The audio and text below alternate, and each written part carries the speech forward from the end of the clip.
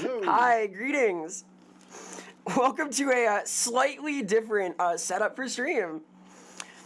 Are we live? Is this Uh-huh. working? This is an experiment. I've not seen anything on YouTube, but Okay, I'm live again. hello, everybody. Hi, hello. Testing, testing. This is a slightly scuffed setup, so we're trying to make things run here. Can you guys just note in chat if you see us and hear us correctly? Yeah, ha ha ha ha ha. So yeah, today it's a a bit of a winter storm day. Sotek's lost power for a bit, so I'm filling in for this stream to help out Vera. And we're gonna do an AMA. Oh, it's preparing. I think this might be it. I think I have to switch the stream key in studio as well. Are you good? Okay. Please, please, please. It's just preparing. The chat is saying other Am stream I is open. streaming Go to ahead. my YouTube? Wait. We're not supposed to do that. Hang on, hang on. No, no, no, no, no. We don't want this. We want this YouTube. No, why? What the heck? That can't be right.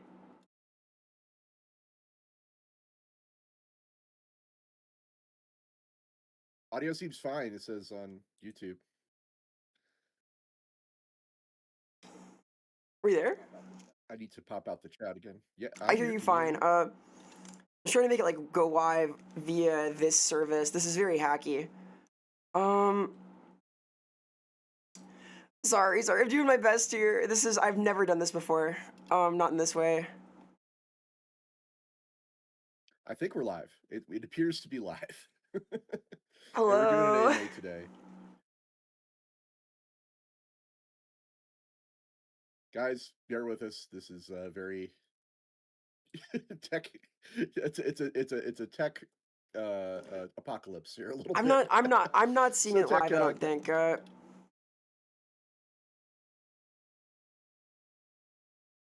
Yeah, I mean, I'm just gonna be cool and hang out here for a little bit. People are complimenting your avatar They are? I don't see the chat even. and Wait. saying that, and they're saying that you're driving a car. Well, I'm sitting down. Where are you One seeing of them this? is What's saying, happening? I don't see it in my chat. yeah, there's a your avatar is Well, sitting yeah, down. Looks like it's who's driving a saying these car. things? Are you saying these nice things to me? I literally can't see in the chat.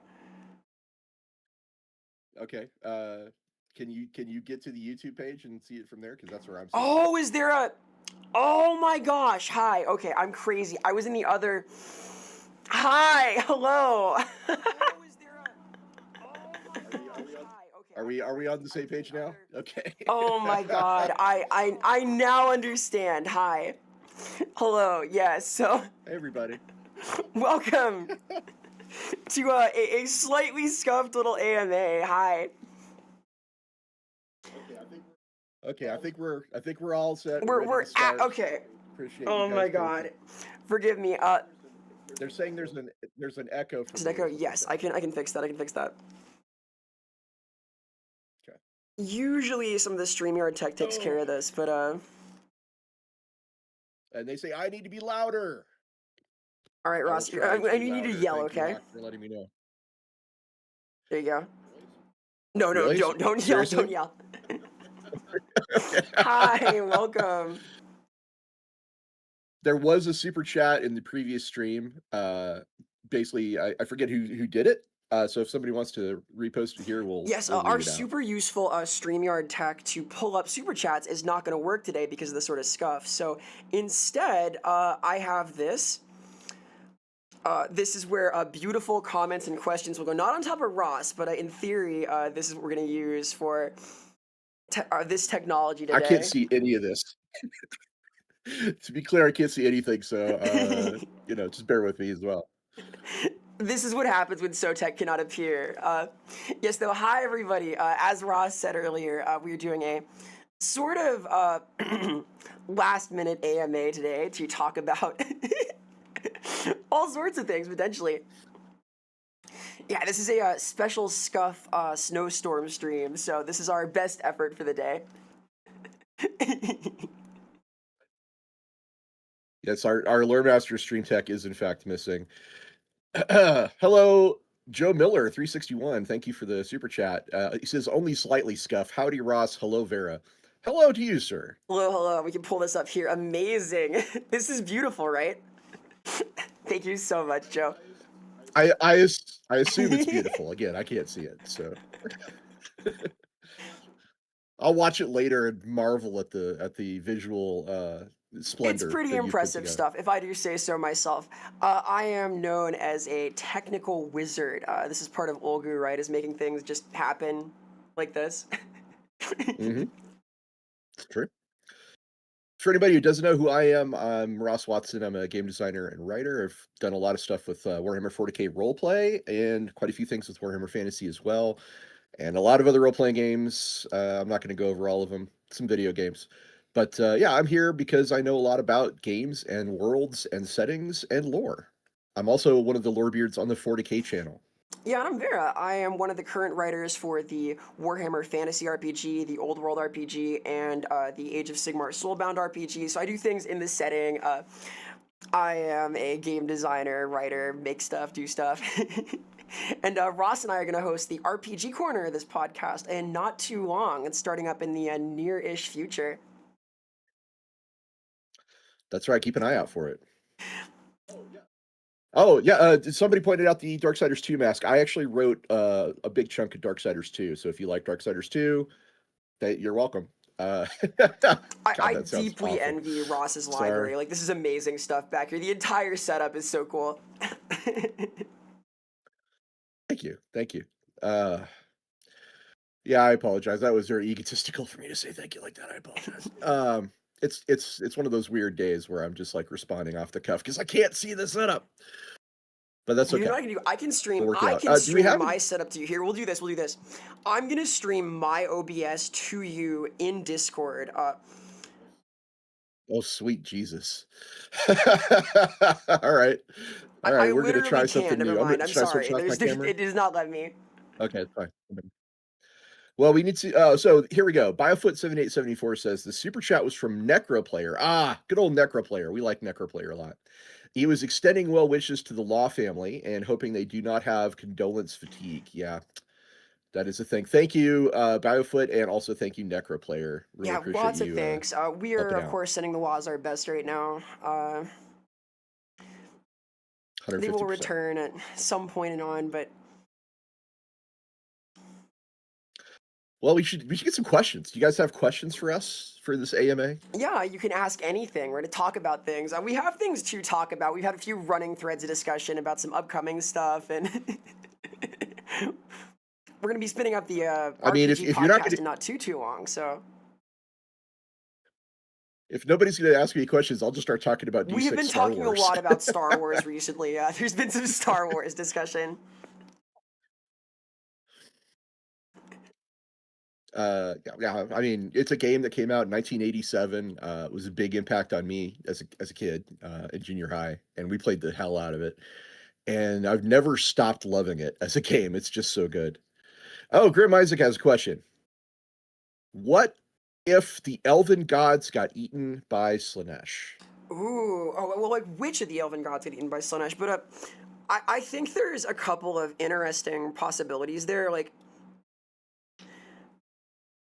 Kernus. He says Kernus. which of the elven gods? Oh, that's so scuffed. Oh my gosh. Which of the elven gods got eaten? Or what if? Kind of two different questions, Yeah. but they're both interesting. Kernus is the one he suggested Mm-hmm, as mm-hmm. being eaten. Do you mean like 40k? Because there are a lot of missing elven deities in 40k, right? There are a ton. Yeah, they're supposedly they're all dead except for Isha, Kane, and Segarak, and Eniad, which is a new one for 40K. I will say I would be compelled to think that the deity pantheon was pretty similar in 40k to fantasy prior to the consumption of the gods, just because if you combine the different lores of Kane and their histories, it lines up like really well. Like I would almost advise doing this for your table, is to like look at the 40k god histories and combine them with the fantasy ones to flesh out the stories of the gods a little more deeply. Because it aligns pretty well between the settings. Yes, hello, welcome to Scuff. Wow, this is an experience, Dragon Magic says. Yeah, it's definitely we're filling in today. But we're gonna make it work. So so if I believe Cernius is the god of the wood elves, right? Yes, He's Cronus the is the god of the hunt, and he's who creates Orion, the king of the Azrai, as his vessel on the Malice planet. He's a very important deity in fantasy. so what if so I guess the question from Grimmithic is what happens if that guy gets eaten by Slanesh? Hmm. I feel like what I would like to see is that affecting the elves who are otherwise connected to that god. Because for me, in fantasy in particular, it's really important to have the direct connection between elves and their deities as part of their personality, as part of their magic, as part of how they exist in the setting. So I feel like when a god is consumed, that should have a strong impact on all the elves that are aligned to them, right? I mean, you think so? I would say so. Um, there's not like precedent for this in fantasy, but I would like to think that the god that your soul is connected to being devoured, suddenly disappearing, has a strong impact on you as a person, right? Because there are all these deep and personal connections we see between the elves in fantasy and the deities who they align towards. Like they build their entire lives in some ways around the gods that they're deeply connected to. And having that connection replaced by being digested by Slanesh seems like really bad for you. Well, it's important to remember Cernius is actually part of the Cat Eye. He's the the gods of Ulthuan, right? Not the deeper gods. Yes, Not the gods of the the underworld. proud So gods. I resist the good and evil. yeah, Kadai, Kithari distinction, but I didn't. Yeah, I also agree. It shouldn't be a split like that. and Yeah, he's primarily Cernus. It comes to the mortal world through yes, incarnation, right? Like his avatar is Orion. So if Cernus is gone, that means Orion's gone. That means it means it's a lot of bad things for Alpha Lauren. I can tell you that right off possibly the bat. gone. Sorry, I'm still getting over the flu myself. Possibly gone, but possibly like a shadow of his former self, suddenly possessed by Slanesh instead, right? Oh, I mean that could it gets it's not getting any No, better that's like here. possibly worse because the deity of the elves, this god king, is suddenly spewing tendrils and calling for all sorts of horrible delights. Yeah, I think you could probably just end the discussion with it's a real bad time for Alpha Lauren. It's a real bad time for the Wood Elves, and we could the possession of Orion is just the worst possible results We'd call out that of a all of that. proper season of woe, yeah. I like to theorize that there are There are a years that couple are super. worse for the elves because the vessel for Orion is like of a worse disposition. That is like the worst version of that, though. Like, oh god. We do have a couple super Yes, chats with Joe Miller questions. asks with this beautiful, beautiful window we have here. Besides Shadow Dancer, Vera, would you two be in the Warhammer world? Ooh. Well, one of my answers is well known. Ross, what would you be? I would if I could be anything and Mhm. anyone, right? Like, it doesn't matter that I'm human, right? Um, I would love to be a lore master in the White Tower of Ooh, Hoth. I can see that. Just think of all the secrets and stories you could learn there. Hmm. For me, Well, I'm kind of Olgu coded. I would enjoy the gnomes. I think I'd have some great fun there. I mean, a very thin halfling. oh, halflings are so much fun. I can't wait to talk about halflings in Warhammer Fantasy. I even pitched it to Sotek as a possible uh Oh, I'll look forward to that. topic Halflings are for great. I've had a lot of fun looking up different family lineages to drop into our 4E game and have recurring halfling families that show up in certain scenarios. We got our Ashfield and so on. They're awesome. They're awesome. They're a great part of the the setting. moot, Lump and Croup and his fighting cocks. I love those Heck guys. yeah. They're plucky. I'm a fan. All right, I'm gonna read a super chat from Brock Yes, let me pull six this up. Let me thousand. pull this up. Uh, thank Thank you very much, Brock 6000. Really appreciate you. Are either of you familiar with Absolute Martian Manhunter by Dennis Camp? It's a comic book. It's one of the new DC Absolute line. I think it does a really good job, he says, of illustrating how an elevated non-human mind would interact with a human, a la the old ones. As a matter of fact, I am familiar and I really like it. I think it is an excellent, excellent, excellent comic. I have read not all of them, but I have read up through one of the more recent chapters, and they are just fantastically interesting.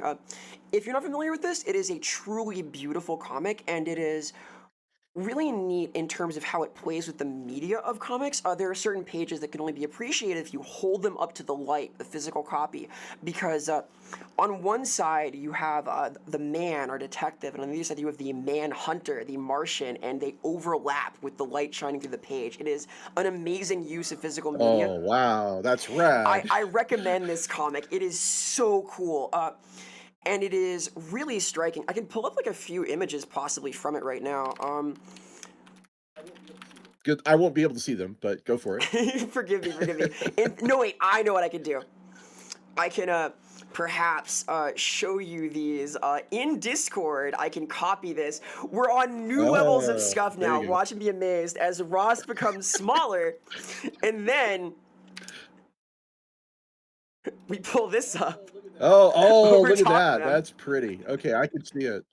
I can see it now. That's super cool. Wow, the colors in Yeah, that's yeah, I know. amazing. There's a lot of smoke imagery. Like there's inhalation of the emotions of the human world, and it's really interesting. It is a sort of abstract representation of psychic possibilities, but he is literally taking in these different energies of those around him and their experiences and their memories, and these are all filtered through this human mind, through this contact with this otherworldly being. So I would say that this is an amazing look at how an elevated mind might try and simplify concepts for a human one, right?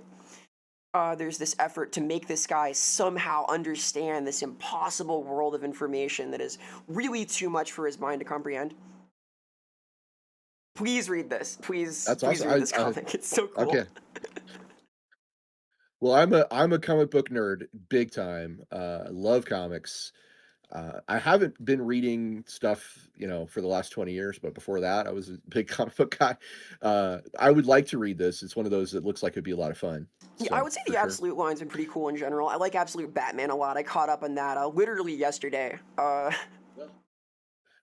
well, it's got to be better than All Star Batman. Holy moly, Crazy Steve, as they called I, him. I, I think it is it's impressed me at least. There's a few of us that have been enjoying the Absolute lines. I think I do recommend them.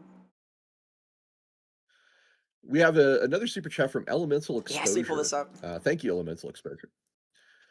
Darn, he says, I was looking forward to making Ryan share his thoughts on war dancers via the medium of interpretive dance. Oh, Sotex, you just hold on to that. I'm sure Hey, Sotek's gonna love it. I Hope will everyone. make Sotec dance. We need to see it. We need to see it. I'll get my moves ready also. I'm Elemental sitting on the Exposure goes. floor right now because I'm a little under the weather still. Elemental Exposure says, I hope everyone is staying safe during Snowmageddon. Yes, I am fortunately very safe. I'm in my basement. Oh, I should really turn on some lights in here. Oh, there we go. Look at this layer. Look at this layer. Oh my god. Yeah, you're not even seeing like I have a map of the Oh, Sword really? Coast and a map of oh yeah, this is my D&D. This is where I play Oh, D&D that's down so here too, cool. or Star Wars or whatever we're playing. So I have maps and stuff on the walls. I have a printout of the Rebel fleet, stuff I like may that. need a room tour later. I'm so curious now.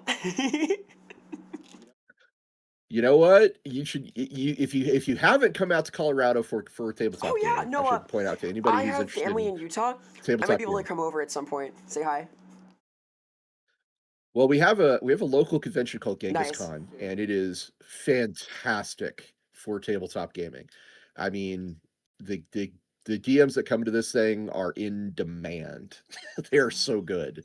And we've got a group of guys come down from Cheyenne that do this thing called Hazard Quest, Mhm. which is all this really awesome 3D printed terrain with little LED lights and stuff, and they do custom scenarios where they do uh, a full scenery change in the middle. So you'll be sitting down at this awesome jungle temple setup, and then halfway through the adventure, they'll clear that off and put out the demon dungeon setup that's for Oh underneath, yeah. and it's just so Oh, cool, that so rules. cool. Okay, okay. I It's I see the vision. All right.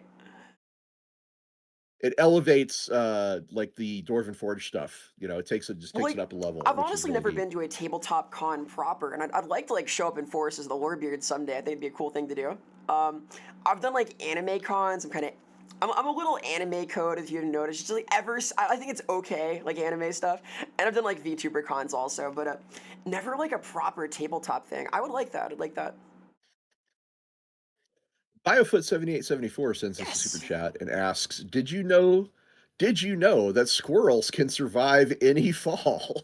I did not know this. Is this true? I well, the term "any fall" is probably they can survive a lot of falls. I bet. I can certainly imagine a lot of falls. Any fall is probably reaching a little too far because my fertile imagination is instantly like, can they survive a fall into a volcano? Can they survive a fall from orbit? I choose to believe that a squirrel can survive re-entry. I think that's very possible. Just like this meteor. This little red squirrel he's descending from orbit. he's he's coming from space. He's coming for your nuts. I can see it. No, that's a great fact, Pinefoot. Thanks for sharing that. Wow. It is an Ask Anything stream, folks. So this is an AMA. Please get out your weirdest questions. Hit us with it. Feel We'll free to be ask happy to stuff, talk but about it.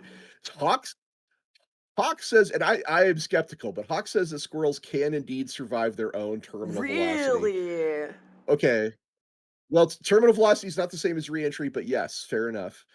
Oh, we got a super chat from Gideon Gleeful, another one of our big Big supporters. Gideon, Thank you no, very no. much, sir. Have you ever seen Have you ever seen Francesca Barold's maps for the Siege of Terra? They are absolute works of art, some of the prettiest maps I've ever Really? seen.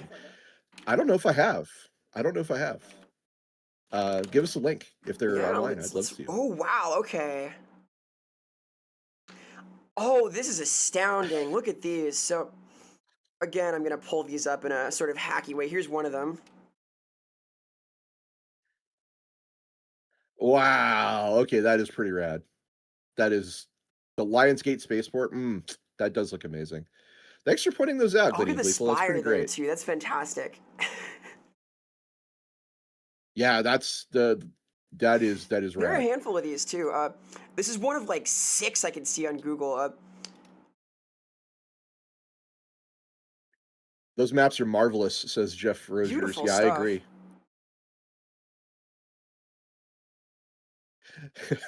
I'm a big fan of maps that show like I broader structure that don't have any intent to serve as battle maps. Just like they let the flow of things be conveyed pretty well. Byfoot says that McGill University proved that squirrels can survive any fall. I'm willing to bet they didn't try dropping one into a volcano, but I agreed in the overall sense that they can survive their own terminal These there are velocity. 10 in total. That's amazing. So they just show like different stages of the siege, I suppose. Really cool.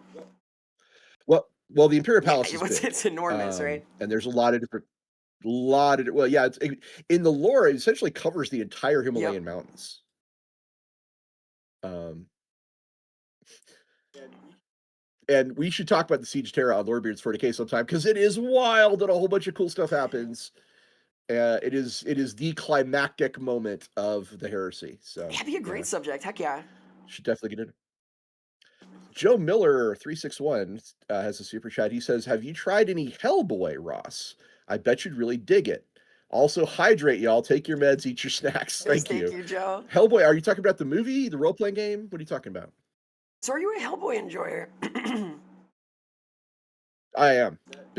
I've Oh met Mike wow, okay. Mignola. I've read a lot of Hellboy comics. Read a lot of Hellboy comics. Watched all the movies, sometimes multiple times. Are you an amazing Uh, screw-on head enjoyer? I tend to focus my interest on Hellboy and his closest guys. Entirely fair. Abe Sapien and his love interest. The name's on the tip of my tongue. I can't remember it. I have been proselytizing for the The amazing screw-on head the lately, pi- though. Just it's this amazing pilot. Also, Mike Mignola. Just it's so fun. Hey, fun fact. Mike Mignola created one of the characters on the Guardians of the Galaxy movies. Which one did he Ooh, I didn't create? know this. Oh, Rocket that Raccoon. would have been my guess. That would have been my friggin' guess. I'm thinking of that monkey with a gun, the classic panel, which has been memed all over the net. Similar energy, similar energy. Those are some of the first comics I ever bought were the Rocket Raccoons short series by Mike Mignola, and if you go back and look at them, they are very different to his current style. Like, he was starting out a very different place art-wise, but they're really, really neat and still very, visually Really? stimulating. So, We pulled Rocket Raccoon 1. yeah, Hang yeah. on. Raccoon issue number 1.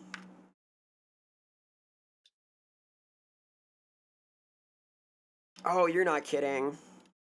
Oh, that's great. It's Here, very I'll put different. this over our little zone here. Elemental Exposure has an actual fantasy question. I assume it's Look at that fantasy. Well, it guy. might be 40K, I'm not sure, but he says, "Why is Slanesh the main rival of Korn instead of Tzeentch?" Hmm. You would expect Tzeentch to be the natural opposition to Korn, but it isn't, and that's an interesting question. Uh, So there's a lot of reasons. I think part of it is that Tzeentch and Nurgle have a more natural direct opposition because Nurgle is about renewable cycles and repetition, and Tzeentch is about unpredictable change, and as a result, they are sort of conceptually opposed.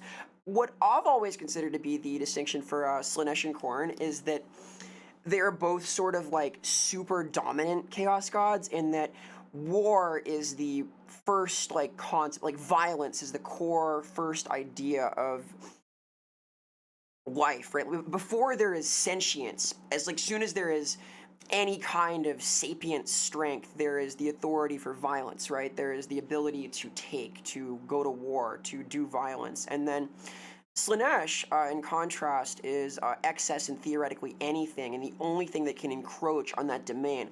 Uh, it is pretty hard for Tzeentch or Nurgle to threaten the sanctity of like pure violence, but Slaanesh kind of can through the concept of excess, and as a result, they have this potential enmity that can't be found elsewhere. Yeah, it's a fundamental clash of their basic natures, and it creates this irreconcilable conflict.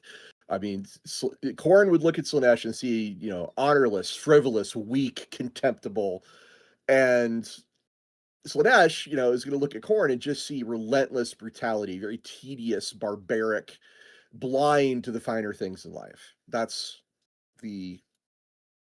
I mean, it's not okay. So Svan Yuri says civilization versus barbarism, sort of, but Yeah, not like really.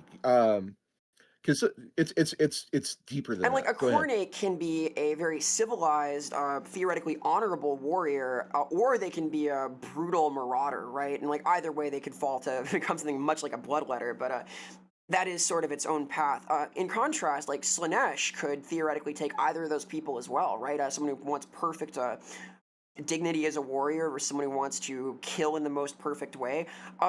They lay claim to the same kind of soul in a lot of cases, which is the result of, or rather, a source of conflict. Whereas the Tzeentch and Nurgle conflict is more of a direct opposition. There, it's like too much similarity, and I would argue that Slanesh and Korn both have a potential claim to like the most dominant share of the universe, just because violence is so ever present, as is excess in something or another. So I'm gonna try this. I'm gonna say I think it's weird to apply this term to corn, but I believe it actually fits. Discipline. Mmm. Okay.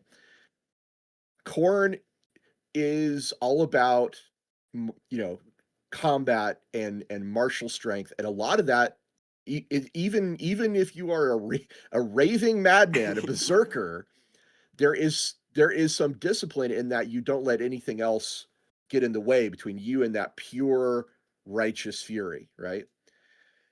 That's discipline. And Slanesh is not about that. Slanesh corrupts from within. They're talking about desire, obsession, it's things that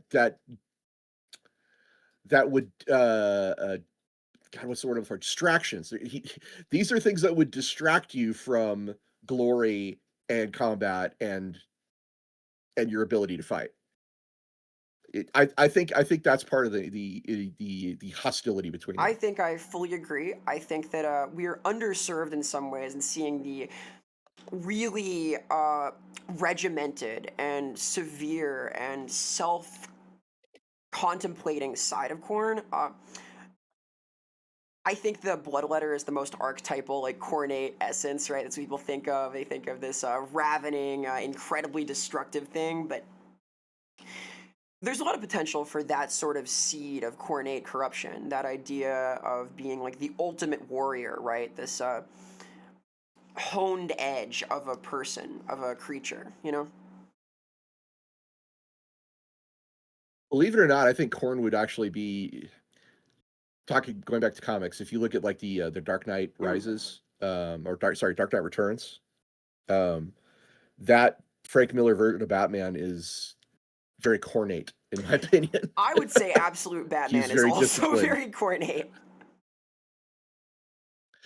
We have a super chat from Gary Yeah, thank you, Garrionson. thank you. Thank you, sir. Do you know Gothic Risen or any Piranha Bytes CRPGs? I don't. I have not played Gothic or Risen. I They have look cool. heard of Gothic. I have not played it. I do like CRPGs in general. I would be curious to try, perhaps. I know that you, Ross, have been considering playing some CRPGs. That's right. There's a poll on the Lorebeards Discord.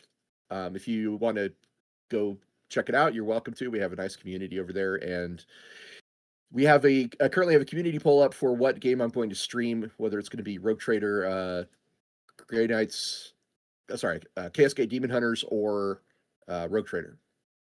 Did I say Rogue Trader twice? I may have. Total War Warhammer 3 as a Lithanar is the other option. Sorry. Oh, there's our Discord link. Yes, but please vote. Please vote. These are all awesome games. We also have a community poll for Lorebeards 40K for next month. What topic we're going to cover? Which I think the Eldari Corsairs are currently in the Nice, lead. nice. Uh, we got another comment from Gideon Gleeful. Thank you, sir. You've been super helpful today. If a Space Marine faction had thousands of highly elite combat serfs to complement their 1,000 Marines and selected from the best male ones to make into Marines, could they still be considered Codex compliant? I will tackle this one unless you want to. I think you're likely to be more familiar with the Codex than I am. I'll put it like that. Okay, short answer: no, they would not be Codex compliant. Chap- chapter serfs do not fight, at least not directly. They crew their spaceships. They sometimes crew their vehicles and things like that. So they can fight from a certain for a certain value of fighting. They can fight. But if you were to field your chapter serfs with guns and bring them down with you into battle on the ground, that would not be Codex compliant. That would be the opposite of that. The reason for the Codex being so strict about these things is the Horus Heresy. And during the Horus Heresy, the legions of Space Marines, uh, they ran around with immense power. An expeditionary fleet had not only the ships, but it had the Imperial Army. It had the Solar Auxilia. It had the Imperial Militia. The legions, the Space Marine legions, they had guys called overseers that would literally be in charge of mortal troops and run them around. And that kind of power, well, let's just say it was very out of favor post heresy. And when Gilliman wrote the Codex, he wrote the Codex to say, okay, if Space Marines are going to fight, they're going to fight on their own. So the chapter serfs, yeah, they would be against the Codex if they were fielded as combat troops, as opposed to the guys crewing the ship. And remember, they're still under the command of a Space Marine. So there are some examples of chapter serfs being in command of ships, but those are very rare. And that's the answer I have for Gideon Gleeful. We have another one from Biofoot. This is an important question. I think of this one often. Biofoot 7874 asks, "Do you know the Muffin Man?" Well, Ross, the one on Drury Lane. You do know him. All right. The Muffin Man. I think I may know him also. the famed Warhammer character, the Muffin Man. One of the halflings. You were talking about them earlier. Oh, halflings would be all about the Muffin Man. Hell yeah. I like the Muffin Man as like a halfling mafioso boss. Ooh, now we're talking. Now we're absolutely talking. He's probably set up in the Border Princes somewhere. He's got his own little realm. Yeah, he's got like the bakery kingdom. Oh, I like that. I like that. You get one muffin as a warning, just this perfect pastry. Somebody call Laura Bailey. We now know where her character needs to visit. Joe Miller asks, Total War campaign with you two, maybe. Oh man, I would so play co-op with you, Vera. It would be awesome. Have you played a little bit. I am not very good. I want to learn more. I know Sotek is quite good. I know he is a proper Total War war leader. I would like to learn. I'd be super down to play, Ross. I want to play more of this game. I'm really stoked for 40K, which I'm sure you're going to play, the Total War 40K when that comes out someday. For sure. Well, I'm a Total Warhammer fan too. Yeah. I like both. I'm looking forward to the 40K one, but I've played a shitload of the fantasy one, and it would be fun to co-op with you. There's some really great lords that are right next to each other. Like if I was going to play co-op, I might suggest doing Lustria. Sure, yeah. And my favorite is Dwayne Gorok Johnson, and you could be Tehenuan, and we're pretty close to each other down there, which would be a lot of fun. Or we could do High Elves. I do Elithanar, or we could do Empire. I'd happily play Krokgar down in Lustria. I think that's my speed, my skill level. I can sick great creatures on people. I think I can handle that. Krokgar's not in the Lustria in Total War. He's really? in the Southlands. He's way across the ocean. Yeah. But it would be a lot of fun. That's Joe Miller. Great idea. Would love to. Vera, you just let me know when, absolutely. And we'll set it up. I am getting through my my edits and things. I'll have more time soonish. I have been sick for like the last week, which delayed some of my like writing work. But I'm gonna have more time for like flex things. I'd love to play. Yeah, absolutely. I do want to address a really quick comment. Svan Yuri says, "Don't the Ultramarines just do that? Look at Titus's command squad. They aren't all Marines." This is going back to the chapter source thing. Well, the question from Gideon Gleeful was whether it would be Codex compliant, not whether it would be okay with Gilliman. Those are two different things. So for you, sir, so for Svan Yuri, yes, that is not Codex compliant, but Gilliman is running things a little bit differently now that he's back. And so that is not, the Codex is not necessarily the thing that they follow, especially the Ultramarines, especially in the era of Dominus. So it's really just up to if it's okay with Big Bobby G, and if Big Bobby G is okay, then yeah, then it's fine. The Codex is more like guidelines. We got two more super chats. We got Gary Girianson asking, could the Berserk manga be set in the Warhammer multiverse? Ooh. So I feel like the Bailet has a lot of potential as a chaos artifact itself. It is such an interesting concept because a lot of Berserk thematically is about corruption, right? It's about being willing to burn part of the self in this pursuit of a hollow perfection, this version of what you thought you wanted, and that is to me an amazing expression of corruption.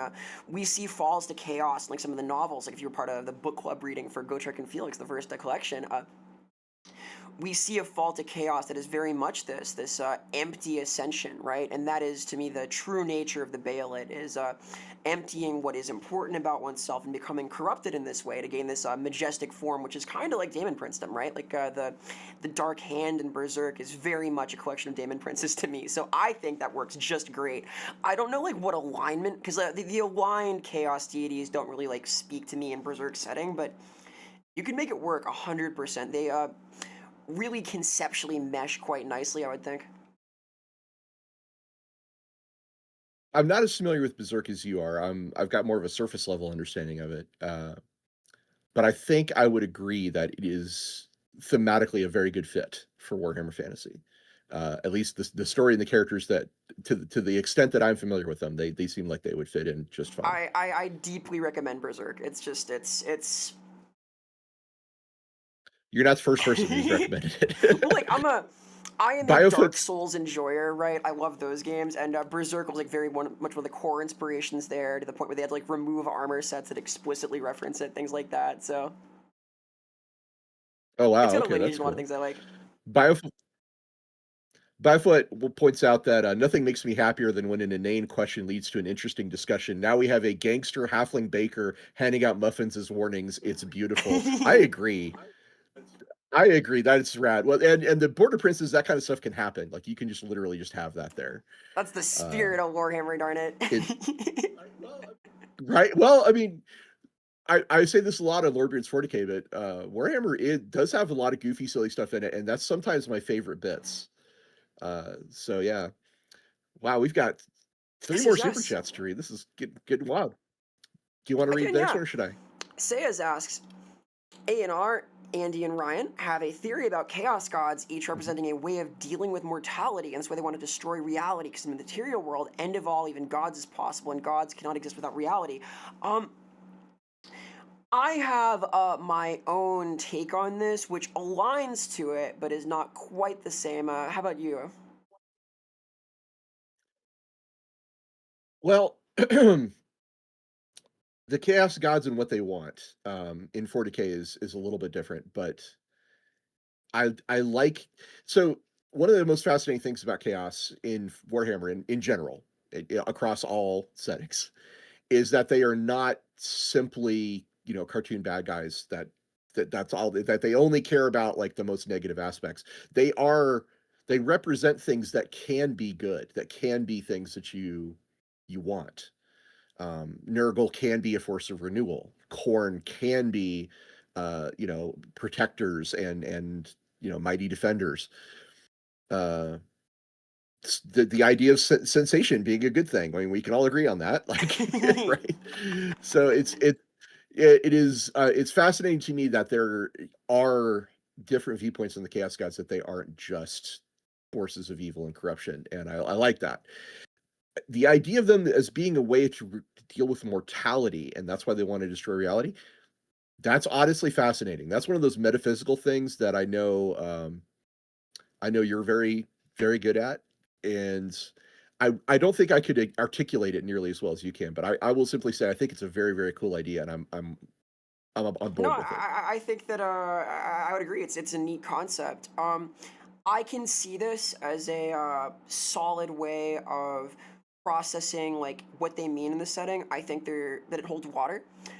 The way I have looked at it myself is that the Chaos Gods don't want to destroy reality, but that they are rather incompatible with reality. And Oh, I like that's how that. I've always seen it. Is just like on a conceptual level, can't exist in reality. Just they represent this idea that so exceeds the bounds of what can be contained in the world that they sort of reshape and redefine and warp things as a result, like, on contact. And I don't think that is opposed to this idea that they are a way of dealing with mortality, because the desire to be free of mortality is in and of itself a desire to leave the bounds of reality, to change the fundamental laws, the structures of the universe. And I think this holds water just fine. And Ah, you come you'd be on. better at articulating it than I would. I do like the metaphysical stuff, I I admit. you're into it, and honestly, there's a really cool sort of cosmic horror element to the idea that the chaos gods and things of chaos simply should not be, and they warp reality around them because they are inimical Yes, to our yes. reality. They are, as you say, incompatible. Yeah, Like yeah, that's yeah. what you said, right? And I was like, oh, that really works too. Is that they're not so much impinging themselves on our reality as trying to rip it open and claim it for themselves, which is really cool. Yeah, that's how I've always thought of it, is this idea that just their existence leaves this like sticky residue that spreads on its own. It's like this contagion, right? Slanesh Well, certainly so leaves do a sticky nerdlings, residue. right? Yeah, nerdlings too, yeah. It's yeah, I guess they all have their own versions of And sticky the second residue. part of this comment, Uh, is this idea that of how they all like resist sort of the fundamental order, right? Zinch changes fate. Nurgle despairs at mortality and finds solace in stagnation and some kind of renewal through it. It's rebirth as well. Khorne rages and destroys. Becomes the destroyer rather than the destroyed. In theory, probably not in practice. A lot of the time, there's a lot of skulls being collected from all sources there. And Slanesh is this endless sensation. In fact, the Garden of Slanesh has a permanency to it. A lot of the stations around Slanesh's palace inherently are forever. Like the horror of Slanesh, in many cases, is that sensation does go on in an excess that cannot be imagined for an infinite a period of time, right? So they do all correspond to elements of mortality. I like this. I like this lens on it a lot. Thank you, Saya00. That was a very good question. Thank you. Thank you. Uh, would you like me to read Please, the yeah. next one? I'll blow it up. Giddy and Gleeful, one of my favorite guys. If you play different races in Total War co-op, you would be able to do allied recruitment of different units, and you would be able to confederate all your subfactions. Okay, you're right. So he's saying we should play This different could be races, not the fun. same I race. have Is what he's not saying. played much like multiplayer Total War. I'm super down. Seriously, I like video games. I was just thinking last night how far video games have come. Of course, I'm old, so I remember Pong when it was the very first video Did game, you play like Shadow of the Horned and I've Rat, I've seen like the video games. OG war games? Oh yeah, Oh okay. yeah, yeah, yeah, yeah. That was a good one. Have you played the I original have Chaos not. Gate? I want to play though. Like I've been curious about like the old school Ooh. Warhammer games. I'm down. So I can actually tell you some of the really good ones and the really bad ones. The short version is Final Mm, Liberation is great. The original mm. Chaos Gate is great. Avoid Rights of War and avoid most of the mobile games. That's the short version. Yeah, Svanuri says I have a CD of Shadow the Horde Rat Skull. Heck Yeah, that was yeah. a good game. I enjoyed that. Hieronymus has a super chat. Thank you, Hieronymus. Ooh. Now that Now that we have big E's, talking about the Emperor, golden boys and girls, talking about the Custodes, I believe, when will we see the first golden baby? And is this his plan to make a perfect body for his soul to go into? Would you like to answer that one? So I will say that I think this is probably not going to be a good thing, and it's probably not the plan. I think that my view of where the Emperor is heading in 40K is that the worship of the Emperor and the psychic gestalt that has emerged surrounding the Emperor has led to his emergence as a warp entity that manifests through things like the Living Saints, through sanctic demonology and the like, and that there is some chance that he is emerging as a deity of order that is shaped more like the image of him held by humanity than by his own convictions. And I'm not sure this is the plan, perhaps, but it could happen nonetheless. that is my view of like the shape of where things have been heading in the setting for a while. And my Inquisitor in tabletop is a very radical, very religious creature who Oh, is she a Thorian? not quite. More like an ablationist, but a very holy one. um, Oh no! You're an ablationist. Oh shit. Okay, you guys, if anybody's curious, go look up ablationists on Lexicanum and come back. Is she wow. puts the rad in But that's radical. It's great. been fun. So we got a very, very sacred nun. Vera, I am going to officially invite you over to Lorebeards 40K to talk about the Emperor sometime because your metaphysical stuff is I going to would come in love real to handy over talk there on that. about inquisitorial things, about the warp. Let's please, please. This is my passion. I'm a career demonologist.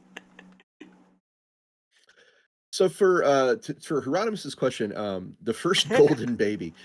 Uh, so I don't personally I don't know if that they're going to make the Star Child theory is a thing. And I know Zero Daimu's already talking about it in the comments.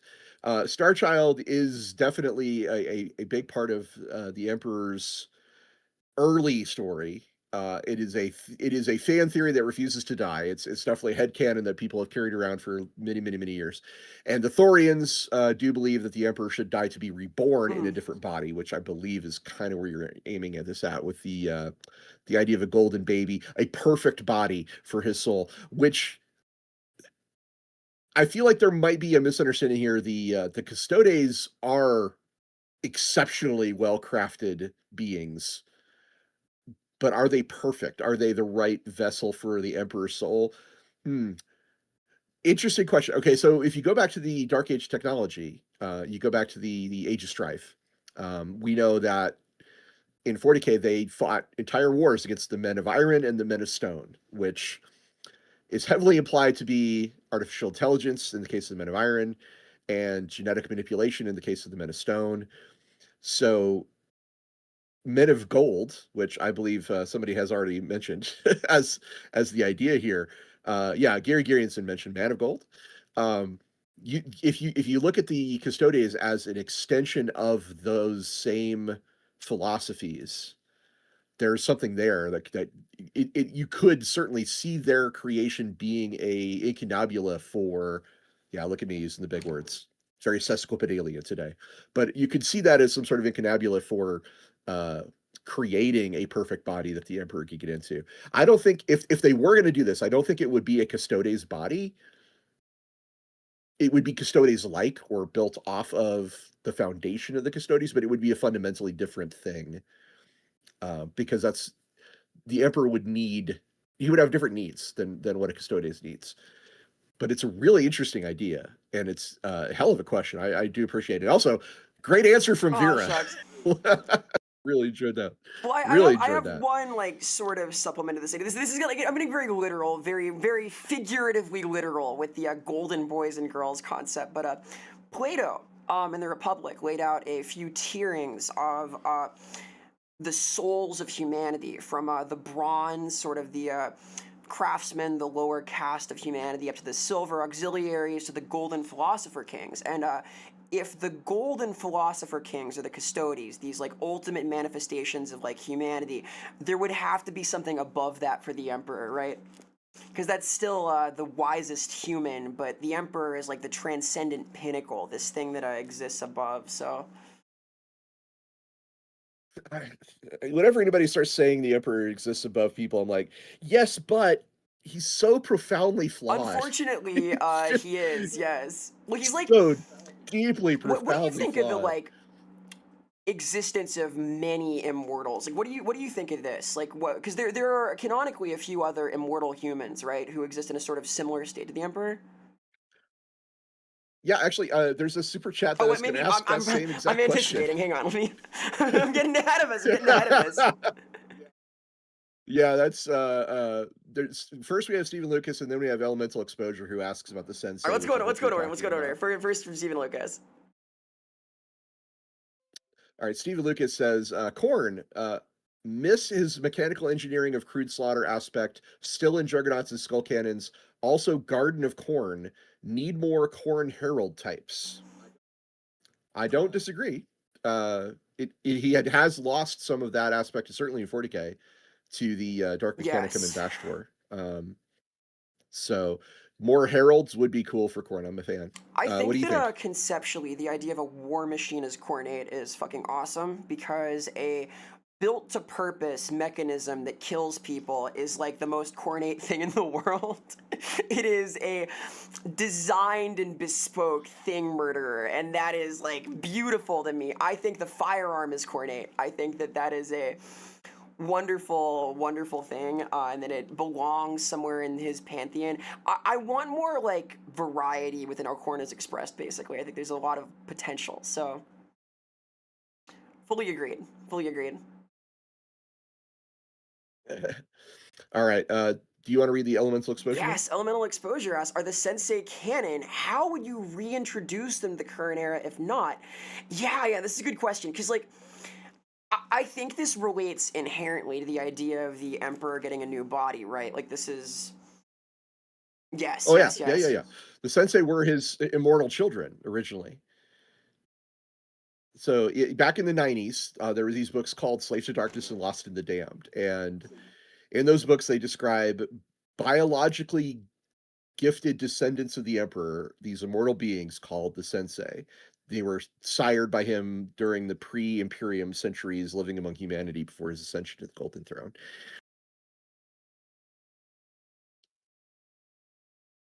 And they've never been formally declared non-canonical, but they have been essentially they haven't been mentioned since third edition. In third edition, we had this weird inquisitional report about a purge of some sort of cult at the Temple of the Star Children or Temple of the Star Child.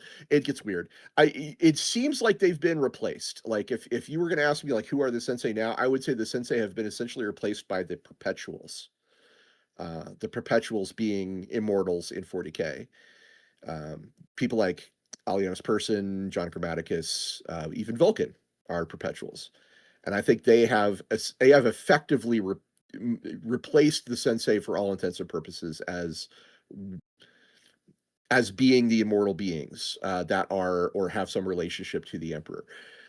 They're not children anymore, I guess. How would you reintroduce them to the current era, Vera? Well, given the interest in this sort of renewal, I think that a fresh interest in people that might serve as a vessel would be appropriate. Like we've seen, again, there's like a lot of inquisitorial factions that relate to this idea. So bringing some of these splinter factions that are searching for a possible reincarnation of the emperor, or trying to prevent it, and having that be the genesis of this manhunt effectively would be quite an interesting lens for this, right? You could introduce characters who have the qualities but are in no way exceptional otherwise and put them at the center of this conflict between the Inquisition and certain elements of the Space Marines, and perhaps Xeno factions are intrigued by these possibilities, and suddenly you have this everyman who might not know that they're fated for greatness or otherwise immortal being dragged around and put through the grinder. I think it's like a fun lens for this potentially, and it would be appropriate to the current movements in the setting. But it depends, right? Getting some comments that there's a delay for both of us. They're hearing us speak about a half a second before our Oh mouths no, start moving. So probably if you guys are seeing a delay, we're experiencing some technical difficulties today. This is not the ordinary yeah, setup this is for a stream. it's a little bit scuffed, and like you've got the heavy storm going on. As you can see, it's snowing here, right? It is not snowing here, but it's still It's really cold. snowing Yeah, where I am, that's for sure. apologies, guys, for Little the scuff, vocal delay. sorry. It's just a We're literally right now. it's an We are unfortunate fact. running like in my Wardo world in my 3D space. I've invited Ross into my 3D realm, and we've got screens and things going. So yeah, here, check this out. Look at this. Ah, I'm where gonna am spin I? you, okay? Ah, oh Whoa! God, Whoa! Oh my God! what's happening? What's happening? Uh, we also have another super chat from Gary Garianson. Boy, you guys are great today. I really appreciate you out there. Are you familiar with Peter F. Hamilton's Night's Dawn trilogy? I'm sure it's inspired by the metaphysics of 40K, set in a more realistic sci-fi setting. I I am I not am familiar. not Vera? either. I am curious though. I'm always excited to see things that draw from the metaphysics of the warp, draw from the way that corruption functions. I have recently been reading Elric of Melniboné, and seeing how that was carried on to the Warhammer settings has been really cool. And then Oh, yes, the Moorcock I, connection. I will Yes. invoke Moorcock today. Yeah, so Brian Ansell was one of the founders of 40K. Him and Rick Priestley. Rick Priestley did, of course, the majority of the game work, and was kind of the originator of like, hey, let's do Warhammer in the far future.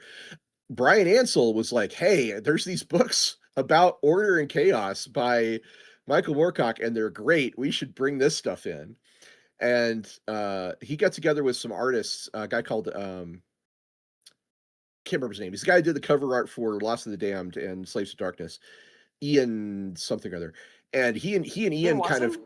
drafted up all these. Ian Watson? Sorry? Yeah. No, Ian Watson's the I. writer. There's this artist who did the covers for those two books. And between those two guys, they kind of pitched the idea that chaos was this big metaphysical cosmic corruptive force. And Rick Priestley was like, I don't really know if I want this. Because Rick Priestley was like, I just want to do sci-fi.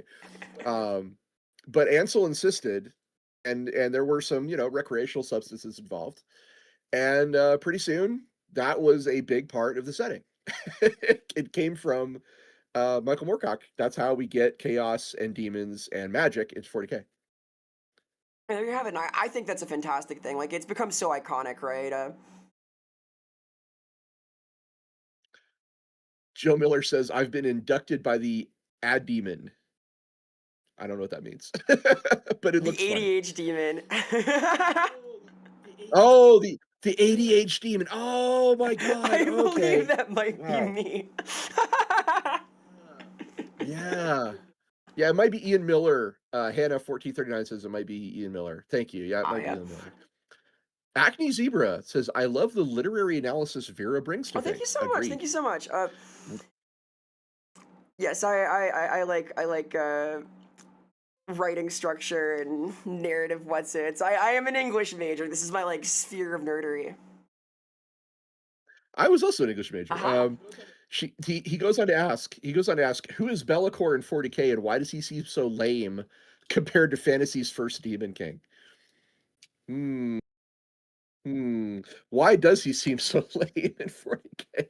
Well, I Vera, why don't you take this one I for a would second? say that like for one, even in fantasy, poor Bellicor does not quite get the respect he deserves. I think.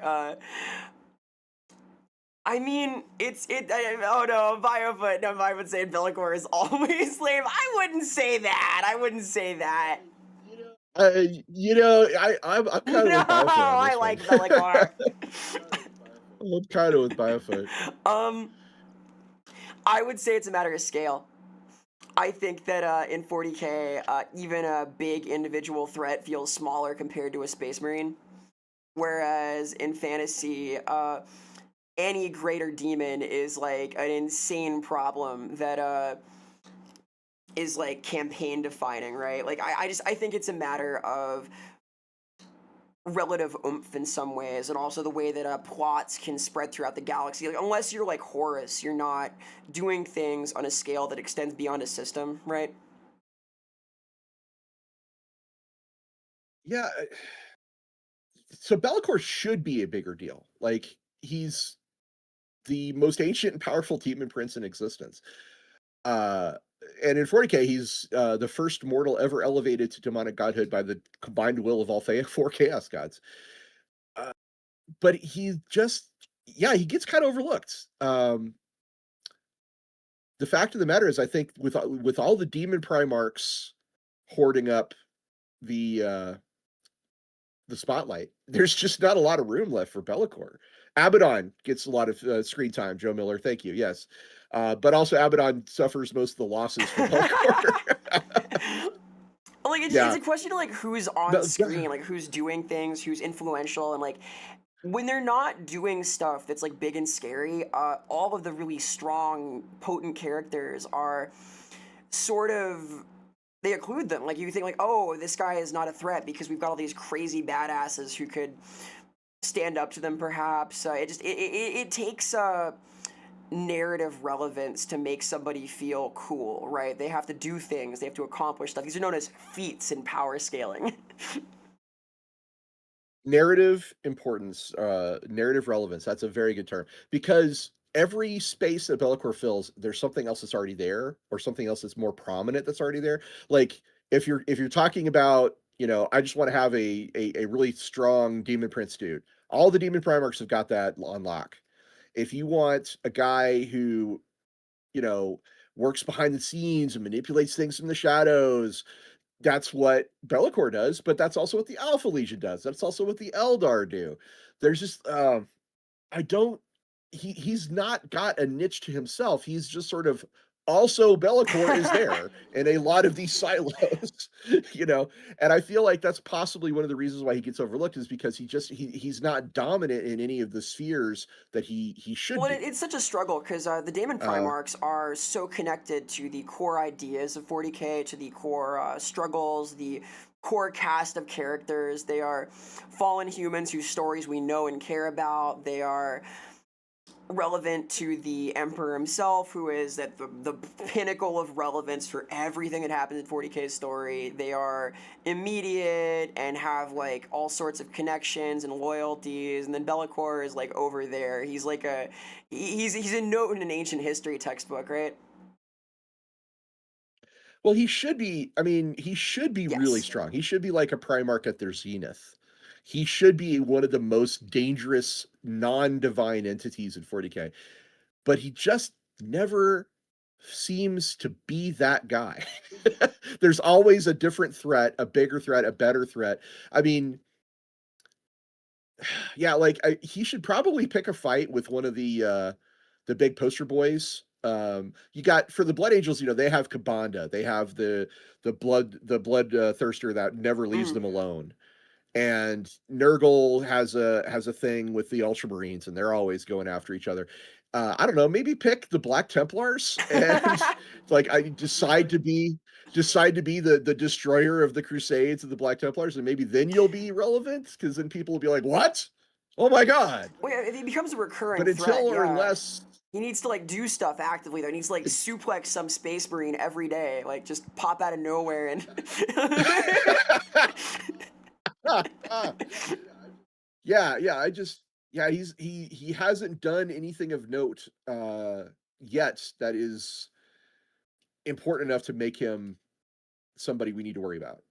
You know, why Hawk oddly says Bellacore and the White Scars, Battle of the oh Irrelevance. no.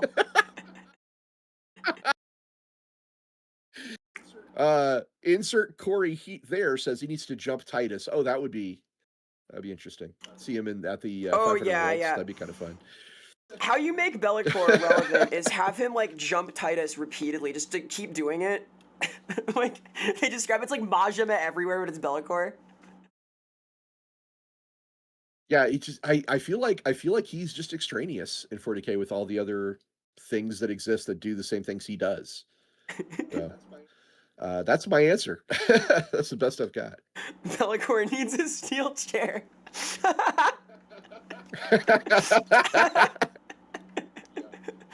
Yeah, Joe Miller says he appears from nowhere, sucker punches Titus every day, and disappears. So speaking of comics, There's there is always an been, amazing DC special where Darkseid picks a guy to harass, and on his birthday every year he shows up to fuck yeah, with this poor yeah, guy in yeah, some way. I like Bellicor taking on that yes, kind of role where he's like ruining Titus's birthday party. He yes. like he steps on his cat. Role playing games have this a lot too. In the Birthright setting, there was a power, a bloodline power you could get that would allow you to teleport between any two fires. Okay. And the big bad guy in Birthright is this guy called the Gorgon, who is, he's a big bad guy. I don't want to get into it. But the funny thing about our group is that we had a character who had that power to teleport between two fires and hated the Gorgon. And he would say every day, he'd be like, "Okay, I feel like it's time," and he would step into a campfire, teleport out of the hearth in the Gorgon's castle, give him the bird, and then teleport back. That was like his favorite thing to do once a day, every day. Oh, perfect. And I'm like, that is exactly the kind of energy we're talking about here. Yeah, Rodimus, thanks so Uh, much for becoming a member. Thank you, thank you. Jake Wu points out, even though 30K White Scars have gotten a lot of love compared to 40K counterparts, yeah, you guys, if there's a Space Marine group that you think are kind of lame in 40K, go check them out in 30K because they're almost always cooler. There's almost always something more interesting going on. I'm not a big fan of the Iron Hands in 40K, but 30K Iron Hands, they're rad as hell. I like Dark Angels in 40K, but I love Heresy era Dark Angels. Emperor's Children are just cooler.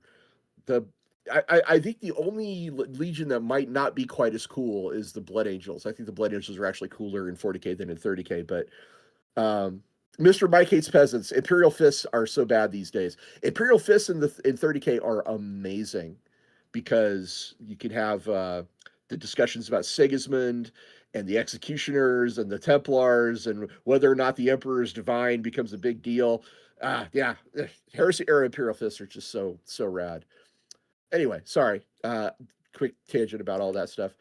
We got a new super chat. Would you Yes, like to read old this one? Bell, not allowed to do much after office separate. Poor Bellicor.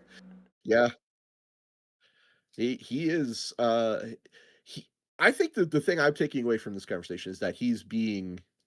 Oh, Stephen Lucas clarifies. Lots of implied, but not allowed to do much. Yeah, Bellicord is a missed opportunity, and I think that's what I'm taking away from this whole discussion right now. Is I haven't even been thinking about him very much because he's so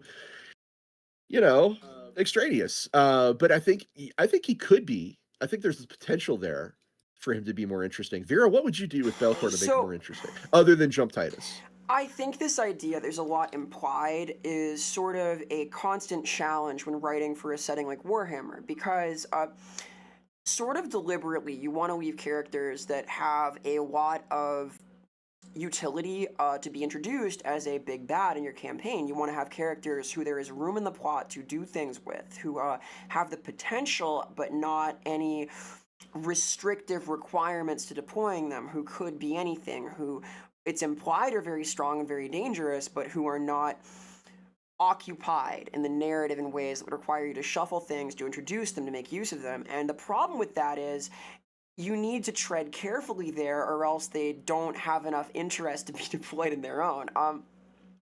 You will notice this in a lot of corners of different Warhammer settings, though, especially going further back. There are elements of the setting that are left in the shadows, left as a sort of mysterious threat or a thing that could be explored or that has a lot of ominous purport to it, but that isn't fleshed out in a way that allows you to then use it as background information. You have to like take that forward at your own table and do like a hashtag your guys kind of thing to deploy them. Bellicor could be really strong, right? If you wanted to build a campaign around Bellicor, you could. He's got the oomph for it, but you'd have to do it yourself. And the challenge is like in giving him more relevance while keeping him flexible. And I think that a more cult activity would do that for me. Having vessels of Bellicor, like that Oh are yeah, his tendrils, his fingers, the claws of Bellicor, something that is active in the setting and keeps him relevant in that way without putting too much weight on him, the character, the hero unit, right? having him be a guy who establishes cults and is sort of summoned to places by cults would be really really cool. It steps a little bit on the toes of the word bearers, but not. I don't. I think there's room there to kind of get in and do some cult related things. And that's something that excites my brain. I would Yeah, like that to kind dig of into that. friction can work too. Like, I think it'd be playable at least. You need to be careful though, because I think it's important that he remains as sort of a shadowy figure. That's like thematically what he's supposed to do, but it's also the problem, right? It's why he doesn't have that primacy because if you like just hang out in the shadows too long, you're not relevant. It's like it's somebody at a LARP who hangs out in the corner in their cloak in the shadows, like glaring at people for 4 hours. Like, all right, well, great, that guy's spooky anyway.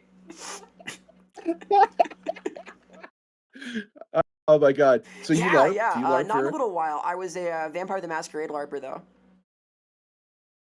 Oh god, yes. We should talk. We when we do our RPG show, we should definitely talk about Oh, I the would love vampire to. LARPs because they Absolutely. I, were a I whole miss it. thing. Just I couldn't because it took like literally my entire Sunday, and it's like, all right, I can't do this. It's too much. But yeah, there are guys like that at Yeah. LARPs.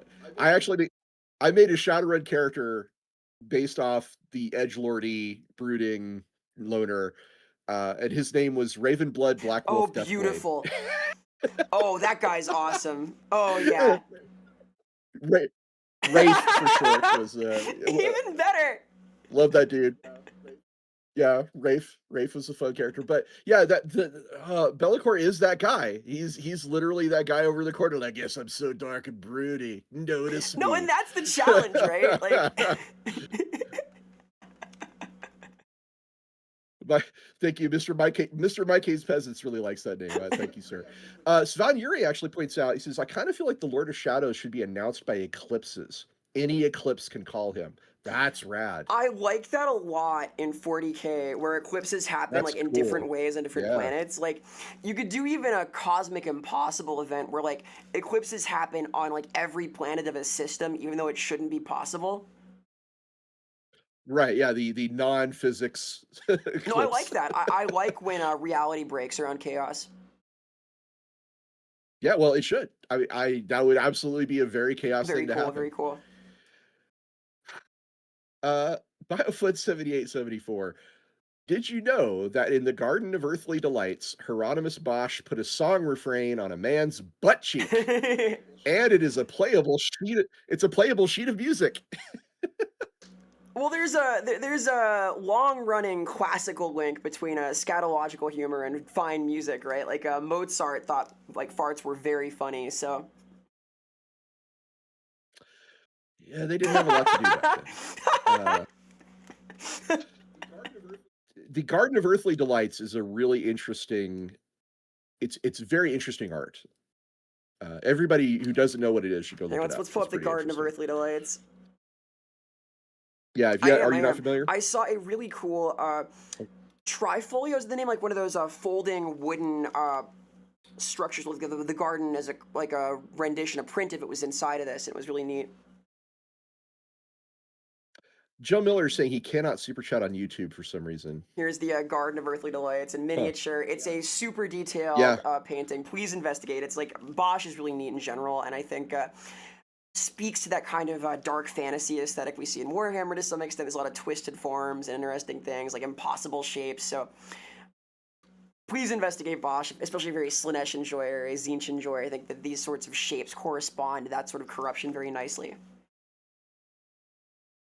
Yeah, Biofoot, I did not know that fact, first of all. It doesn't surprise me, but it I did not know it. So thanks for pointing that out. The sheet music he says is on the rightmost panel of the reference image. Very cool. Huh. Is it good music? Wow. Uh yeah, that is How I don't know. multi-talented Like is Hieronymus Bosch? well, he's a hell of a painter. I'll tell you I'm a I'll fan. give I him like that. Bosch. I like Beksinski. So this one, Beksinski. I like Geiger. So Oh, Geiger. Oh. In the 70s, you may not know this. In the 70s, there were whole disco productions that he built oh the sets man. for and things like that. And they happen in Europe, which shouldn't surprise you a bit. I think mostly the French were Of into it, course, of course. but it's wild. If you're a Geiger fan, go One of check my those out. great regrets is that I'm never gonna see the H.R. Geiger bar in Tokyo. There was a whole like multi-story bar and club that he did the designs for with like these amazing like Wow. pod seatings on like the second story and so on. So alas, alas. Joe Miller Joe Miller 361 says, give Bell Bellicor, a realm like Ultramar, make it a place for RPGs and an addition to go into but fail to keep. Show that he's a big deal, make an interesting area. Yeah, yeah, give him a dark dungeon type place, like maybe even darkest dungeon style 40k. Like that would be pretty wild, where it's just super foreboding, super dark, super Yeah, manipulative. What, are we talking about Ravenloft in 40k all of a sudden? I think we I are. like it. That works, sure. I don't Cool. hate that idea. I do not I'll hate note that that idea. this does That's a actually really cool happen in thing. Vermintide, kind of. So in Vermintide 2, there is a Oh Chaos yeah. Waste mode, which is sort of the roguelike mode, and you can navigate to the Temple of Bellicor there, where you basically punk him, which is, I think you like stop him from being summoned by removing chained up nipple tassels from his statue. It's a very strange little environment, but I think that works for like making him relevant there, but he doesn't get to do a lot. It is fun though. It's an interesting little mode. Oh. Uh yeah. A 40k Mordheim is what people are talking about here. Yeah. Oh, wow. Well, I mean, the Blackstone Fortress is kind of that in the tabletop space, but it doesn't hit the same notes that Mordheim did. It doesn't hit the same gravitas as Mordheim. It's weird for me to say it that way, but Well, the I'm trying to closest think of a thing better is way to like put it. Necromunda, right? Yeah, it ish. Again, for the tabletop experience, yes, that is the absolute closest. But for the Hmm. vibe of Mordheim, it does not fit. Um, yeah, bringing the vibe of Mordheim into 40k is a really interesting challenge. That's the kind of thing that I would jump at if somebody were to hire me. Be like, here, spend the next 6 months building Mordheim in 40k. I'd be like, hell yeah. How do you go about that? Do you think? Because Uh, it's like it's a question of it's a scale, big right? Like challenge. I feel like that kind of narrative is challenged by just the scale of 40k. Yeah, again, like I'm mostly focused on the vibes It's rather just than the the energy bringing that it down to skirmish I level. But see. I see. right, but you're right.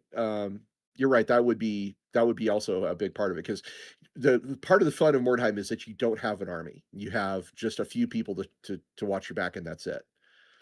Um, which is more Darktide really than anything Which else. is But fun. We like this. We like this. yeah, I guess you could set it like in a completely it taken over situation, right? Like when you're the last vestiges in a doomed spire on a chaos world, something that's like already gone. yeah. I mean, we just recently talked about the Red Corsairs and the Maelstrom and Huron Blackheart, and that area could use some spiffing up. Like around the Maelstrom could be a pretty interesting place to put a 40k Mordheim. Um, the only the only issue there is, well, I mean, it would actually create some interesting conflict because I know uh, Huron Blackheart is a pretty territorial dude. And he probably wouldn't like Bellicor going in there and setting up shop, but that's actually fun conflict. That's a good conflict. So maybe, I like it. I like maybe. it. Dragon Magic 647 asks, so as a Star Wars fan, what's your opinion on Dark Empire? Uh, very pretty. I love the artwork of those comics. The E-wings were kind of neat. Uh, there was some other stuff about it, like the super weapons, the galaxy gun, and stuff like that. I like it, but I don't love it. Let's put it that Hmm. way. Uh, I'm more of a Timothy Zahn guy.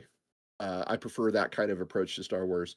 So Dark Empire was a neat like alternate history look or alternate universe look at Star Wars. I thought it was very cool, but I'd never embraced it. So I guess that's my best answer. Are you familiar with Not too Dark well. Not Empire? too well. I am curious now. I am a Okay. Star Wars enjoyer. Wait, you're an enthusiast, a I'm lightsaber a known enthusiast. lightsaber enthusiast. I went to MagFest recently and I had a whole moment with a friend of mine. We found the lightsaber booth that was selling sort of like fencing rated sabers. We were like playing around with them. So I almost made a financial decision there. I sort of regret not doing so. I've always wanted one. They had like all the replicas though. It was cool. They had every Jedi saber that was featured in the films and so on, a few like custom ones and so on. So that was neat. Joe Miller says, "Word bearer Civil War, half lead into Bellicor, half stick to Lorgar." Okay, that's really rad too. I love that idea. They also ask, "What's your clan for Vampire the Masquerade, Vera?" My clan was Malkavian. They're It saying was better not not be Toreador. I Toreador. played a Malkavian who viewed her id, superego, and ego as manifested creatures that were always yelling at her, and Nice. that was great fun. I had a few different versions of the self that were visualized in that way. We like I believe that it was like the beast of vampirism itself, and superego was like pre-vampirism itself. It was pretty neat. It was pretty neat. If I played again, I might want to do like a Zamisi though. Zimiska, Zimiska, Zimska, I've pronounced it Zamichi. Zimichi, There you have it. but That I don't one. know if that's correct. I don't know if that's correct. Yeah, those are the ones with the weird shadow powers. They can like make shadows into things, right? I think they're also the bone shapers, Or is the that like blood? flesh It's either. crafters. Oh, they're the that's the ones. Yeah, sorry. I'm thinking I would enjoy Lasombra are that the also. shadow I ones. do like shadow magic and whatnot. It's been a little bit. Oh yeah, Lasombra. No, Yeah, Zamichi, you're right. Lasombra's They're the definitely the flesh. shadow one. It's been like a year or two for me. So Yeah, well, yeah, it's been a minute for me too. You're talking about you're talking about the mid to late oh yeah, '90s okay. for this gentleman right here. So 20, a minimum of 27, if not 28 years You know, ago. if we're gonna play games or something, we could play Vampire the Masquerade Bloodlines 2, which I've heard is a riot. That's a comedy game. Oh, I saw a review of that recently, and it was so disappointing.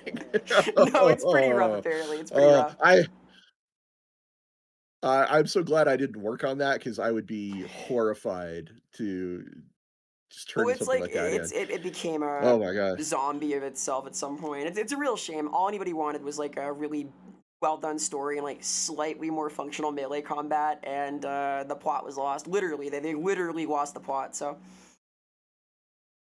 Well, if you want to follow up on that with some YouTube videos, there's Death of the Game, I think, covered it, and Matt McMuscles covered it, and they're both really. What happened is his love Matt channel. McMuscles. I grew So up watching Super Best Friends play, and I met Wooly at Magfest last year. That was cool.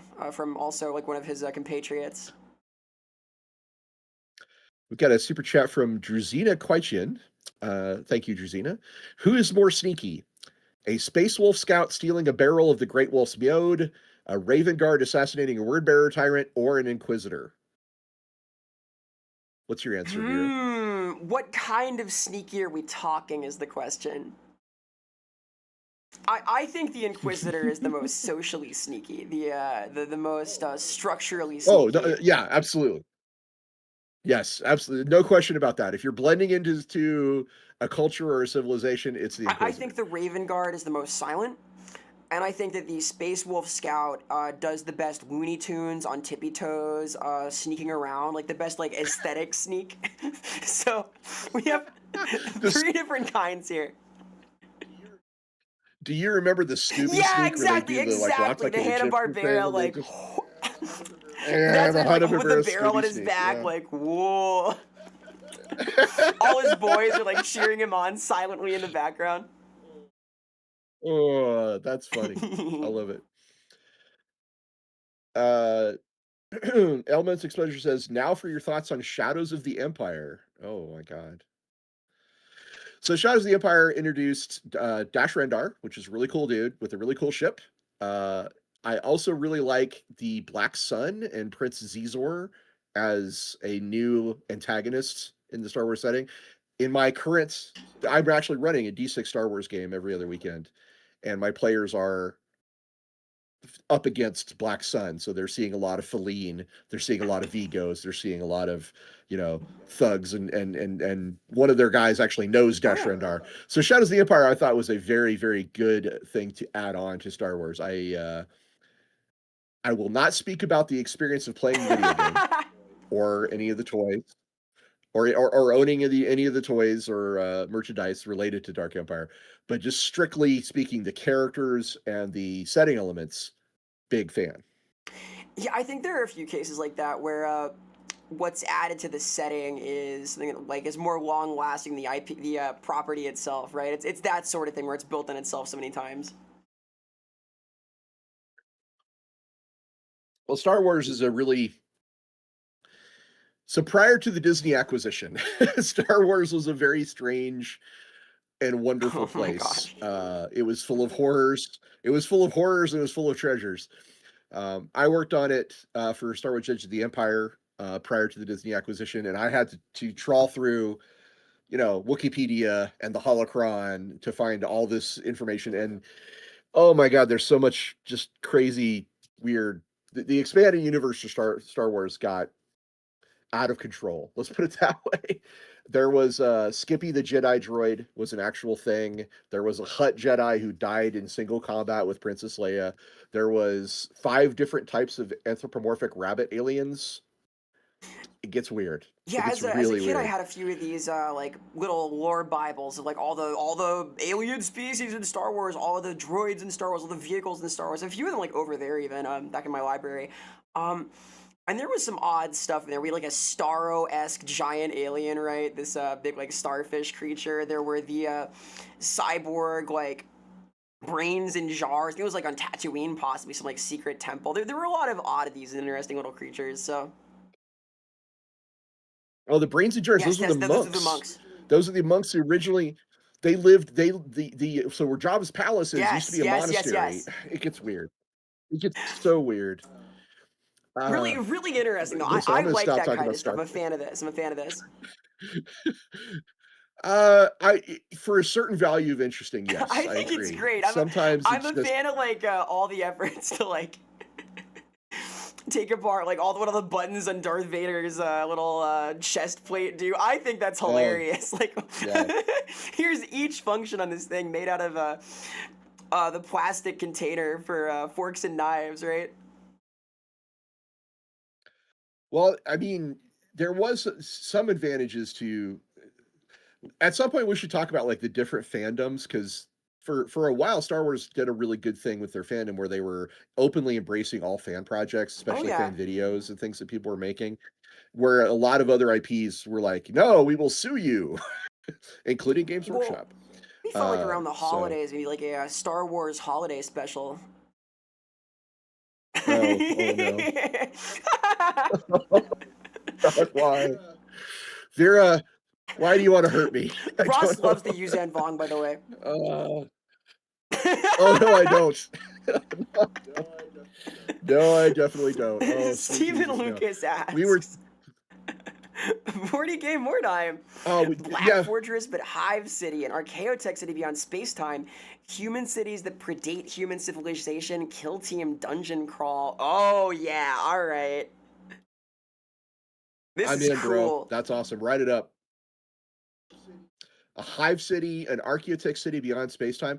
Hell yeah. You know what this kind of sounds like is some of the stuff that Dan Emmett's been exploring in the Bequin books, the Ravenor sequels Oh, to yeah. Eisenhorn. Uh, there is some dimensional cities beyond our reality kind of things going on there. But this is a really cool idea. Love it, love it. I would want to write it. Archaeotech is very Yes, cool. sounds good. Well, it's as Arthur C. Clarke would put it, sufficiently advanced Yes, technology. which is great fun. Like I think that works great in 40K. Like I'm a big fan of the Halo devices, for example. I think they're quite neat.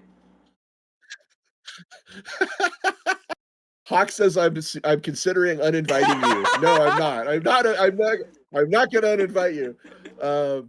God, what was it? I think we were talking about like the worst Star Wars game would be it's all the player characters are Gungans and we're having to investigate the Yuzhan Vong and my brain would just explode. I'd just be like I'm sure it'd be very Yeah, we've been entertaining to talking watch. Star Wars I'm sure you guys would recently. get a kick out of it.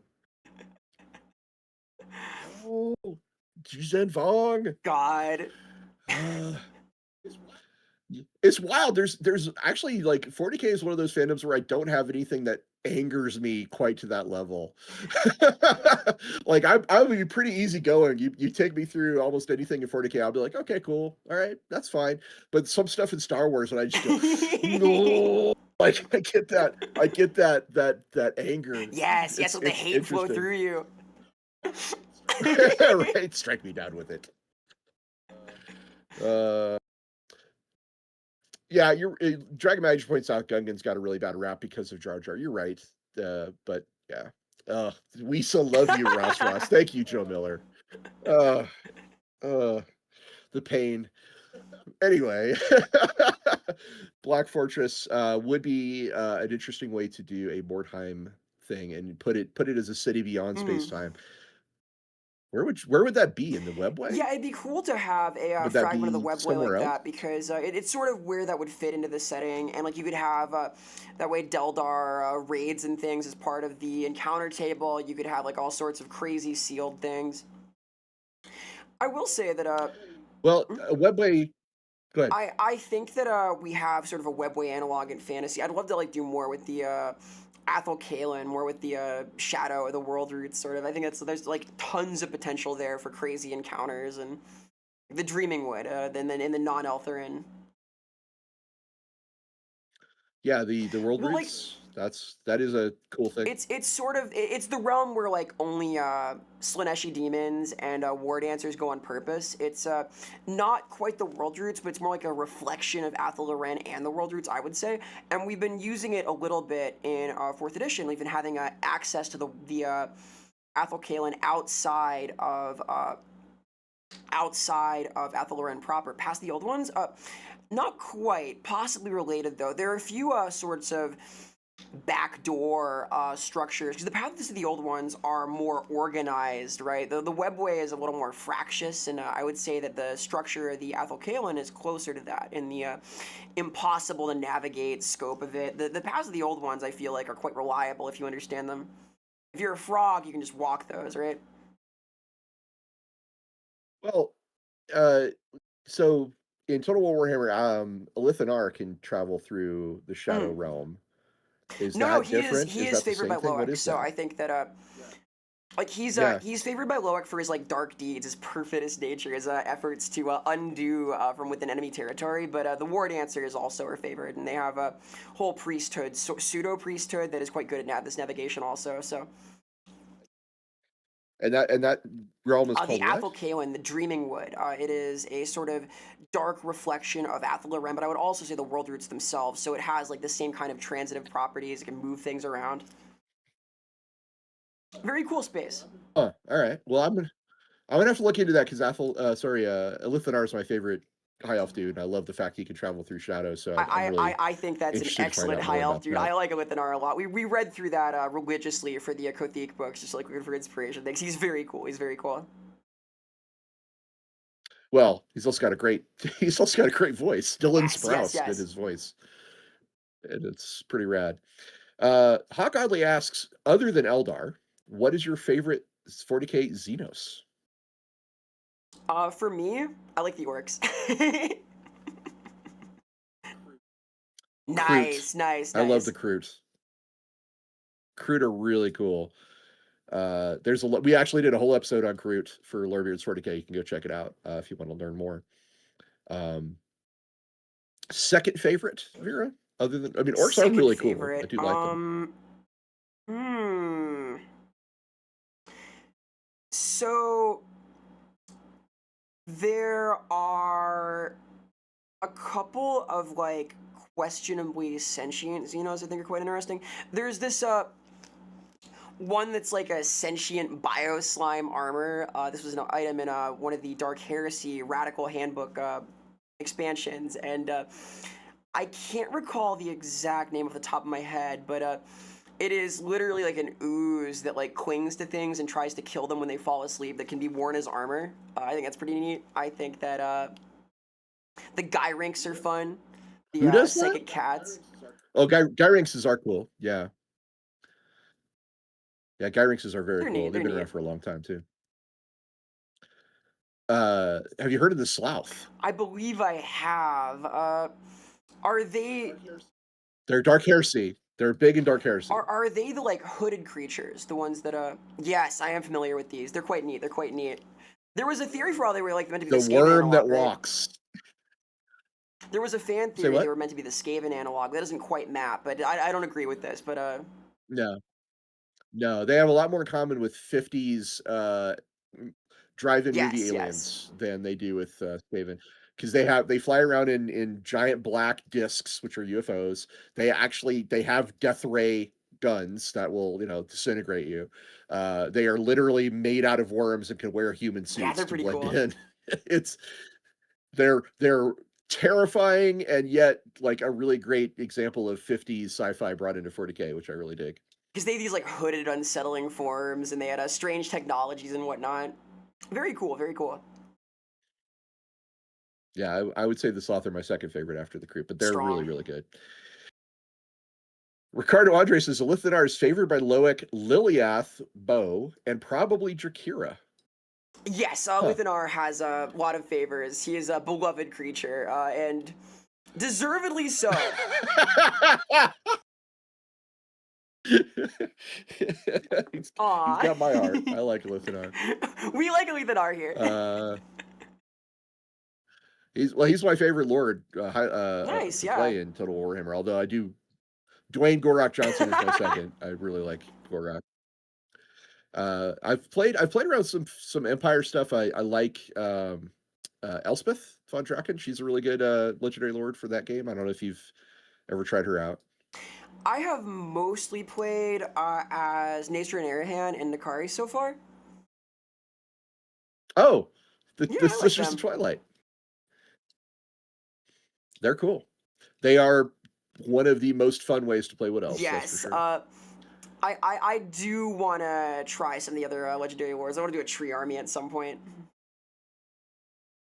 Oh, you want to play Yeah, as I think it'll be Durthu? fun. Ooh, Durthu hates. That is why Durthu exists because Poor he Durthu. hates. He is nothing but He's hate been through wrapped a in lot. bark. I feel bad for Um, Durthu. what's what what's the name of the Drycha? Drika is Drycha is also she's really pure interesting. hate. She don't feel bad for Drika. She's just the worst. She is literally worst. Fun fact: I was actually at Games Workshop when the Wood Elves came out with Drycha and the all Oh the yeah. Wood Spirit stuff. Because prior to that they were all just War Dancers and Orion and the Way Watchers basically. Um, but in 2003 4 they came out with seventh edition I think, and that's when they had, hey, we're going to add in all the tree men and all the wood spirits and Drycha and Durthu and all this, and it radically changed But the in a character of the fantastic Wood way though, because the Elves. idea that like Uh, they're so loyal to the forest and like a lot of the forest just hates them is so good. That they've like brought all these problems there. It creates this fractious element. I'm a big fan of like the Druid and stuff too, from the novelizations of like the Vaults of Winter and so on. The forest, like the ancient like forest spirits who are sort of not stoked that the new order is Ariel and Orion, right? It's a neat dimension to the setting. so what's in Mm. your opinion, are Ariel and Alariel at all related or connected? I think that is a very interesting question. It begs questions about the nature, like being an avatar of the divine. It begs questions about like whether or not like Ariel counts as a person in the same way. I find Ariel very scary. If you think about it, Woo. she has been through, I think mathematically, around 4 or 5 thousand noble elven heroes by now for Orion. It's pretty messed up, and I think that she is much less of an elf, much less of a people than Alariel. I think that her nature is different, and there are ways to explore why. I would say they are both legitimate, though. Okay.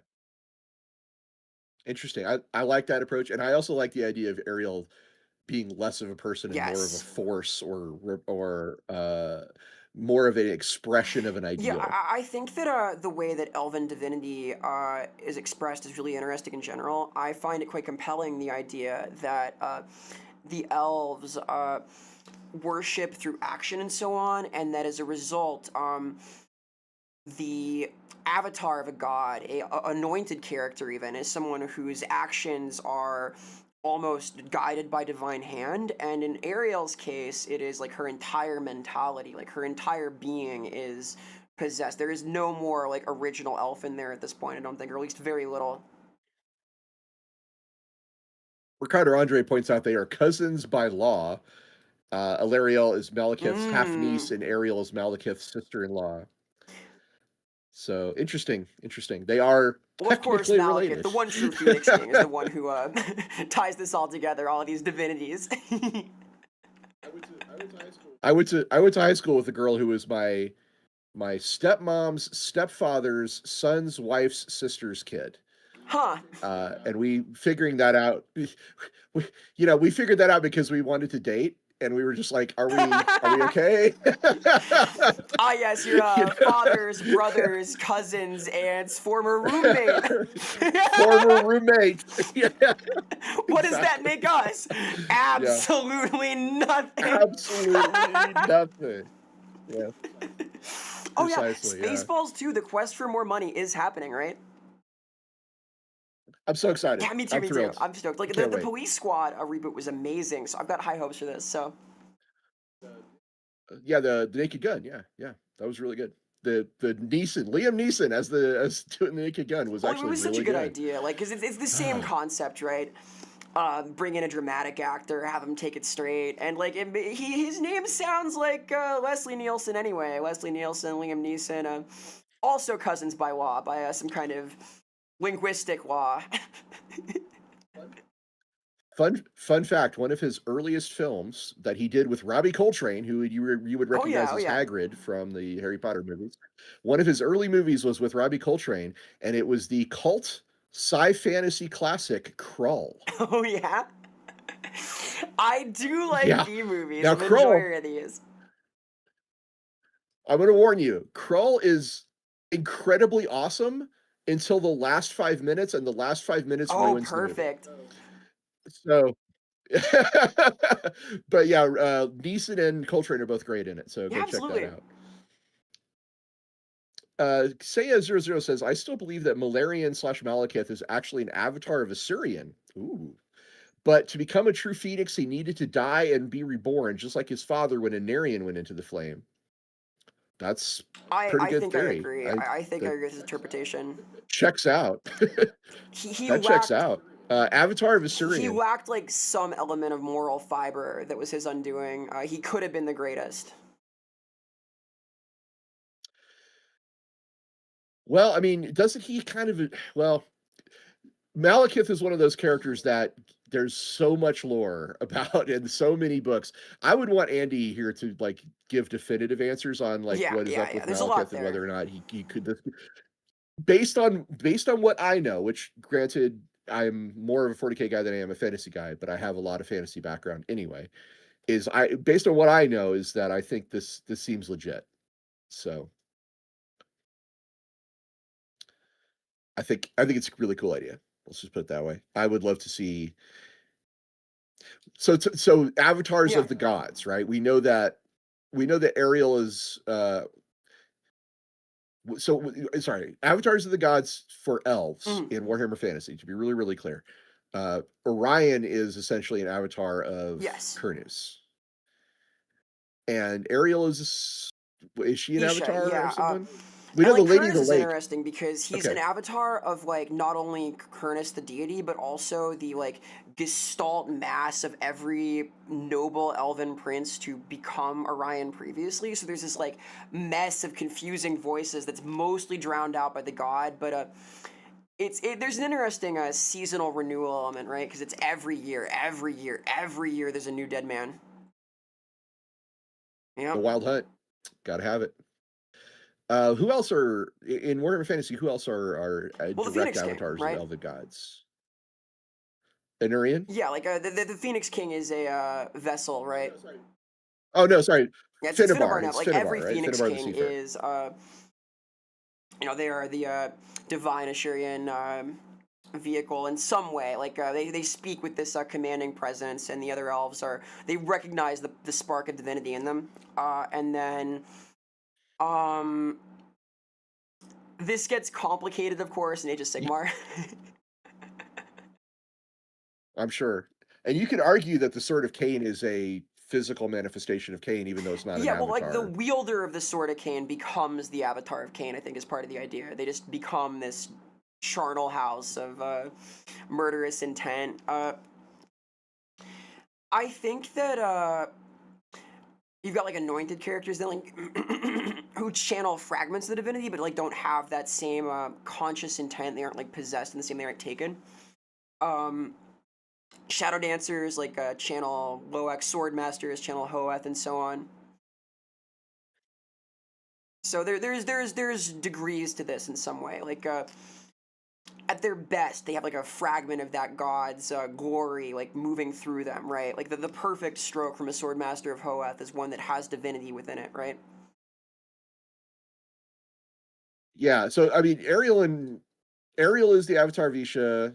Orion or Orion is the avatar of Cernus. They're the most prominent, like obvious examples, right? They're the ones that are the most god-ish of the demigod-ish of the. I'm sorry, English failing me.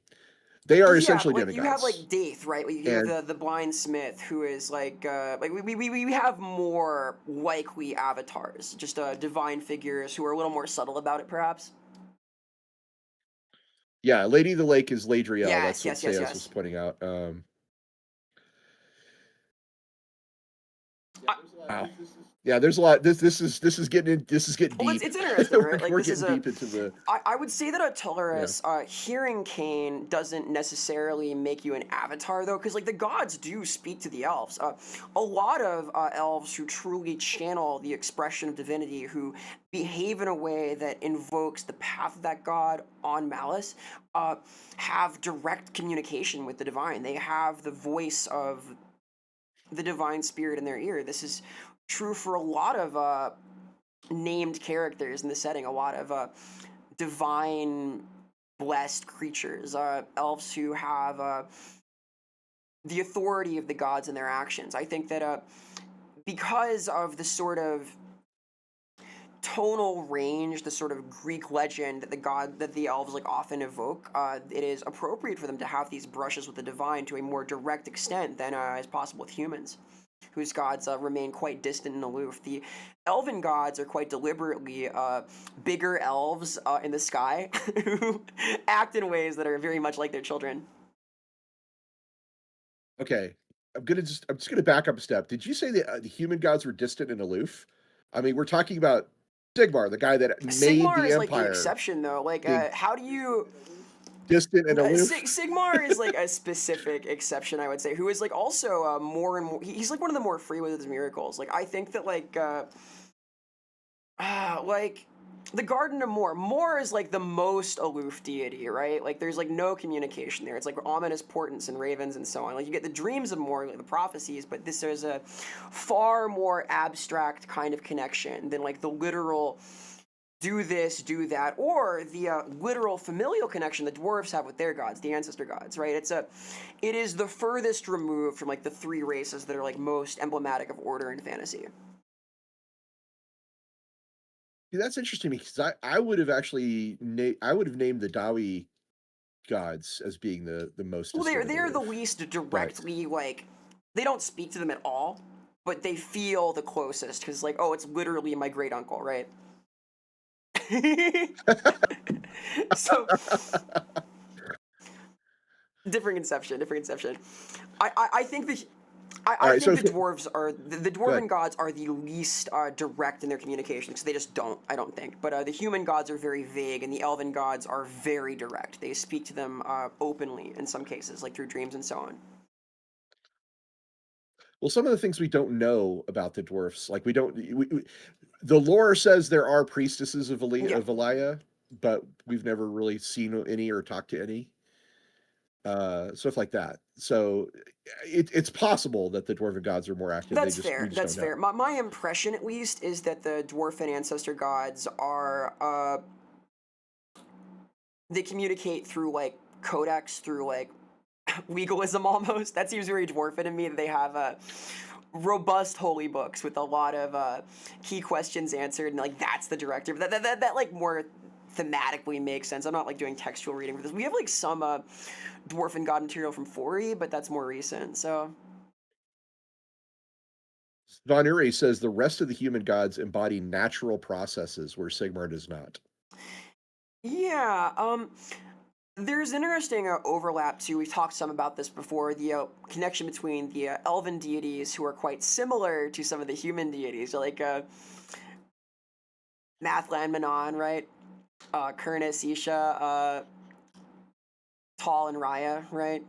Who have been worshipped under similar Mhm. names. Like this is a question that sort of relates to etymology in some cases. Lilith and the god and the Lady of the Ah. Lake. But there's like Cain and Cain, right? Who are So probably the same god. some elven gods are actually cosplaying as human gods. Maybe that's why they're less talkative to the humans. They're we don't like them as much. Oh, that's this is my my So- Azrai player coming out. Well, the Azrai are directly beloved, Which they by know, their they know gods. for a It's very fact. So it's difficult like, to not wow, be- you guys sure yeah. do a lot of blind worship. I have dreams where my god and I are getting wasted. Sucks for you.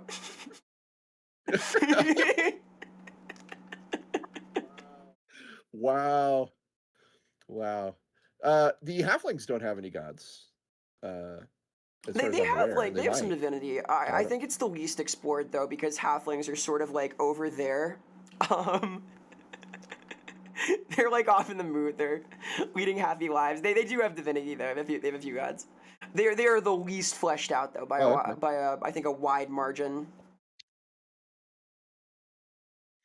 Interesting. What is your favorite Warhammer Loic. god? Deity, I should say. I love You like Loic. I Loic love the Loic and most? Anathrema. For me, it's either Grimnir or Myrmidia. I Oh yeah, really like Myrmidia is both of great. those. Also, Myrmidia, very suspicious, so always depicted with these helms on that cover her ears. Very strange. Yeah, this conspiracy theory is growing this is that my all the elf human player gods are coming actually out. just Eldar gods in disguise. Your elf gods in disguise. Myrmidia is fantastic, though. I really like her place in the Okay. human pantheon. Yeah, the halflings do have gods. I looked that up. Okay, I they're just never mentioned because halflings are very rarely mentioned. You know what would be a really fun episode to do on Warhammer Lorebeards? Blood Bowl. Ooh, Niffle, the most powerful god of all. We could we could talk about Nuffle. There's your favorite god. There you go. That's the best one. Oh well, if you're playing Blood Bowl, you want Nuffle is either your favorite or your least favorite. So Very good. Very good.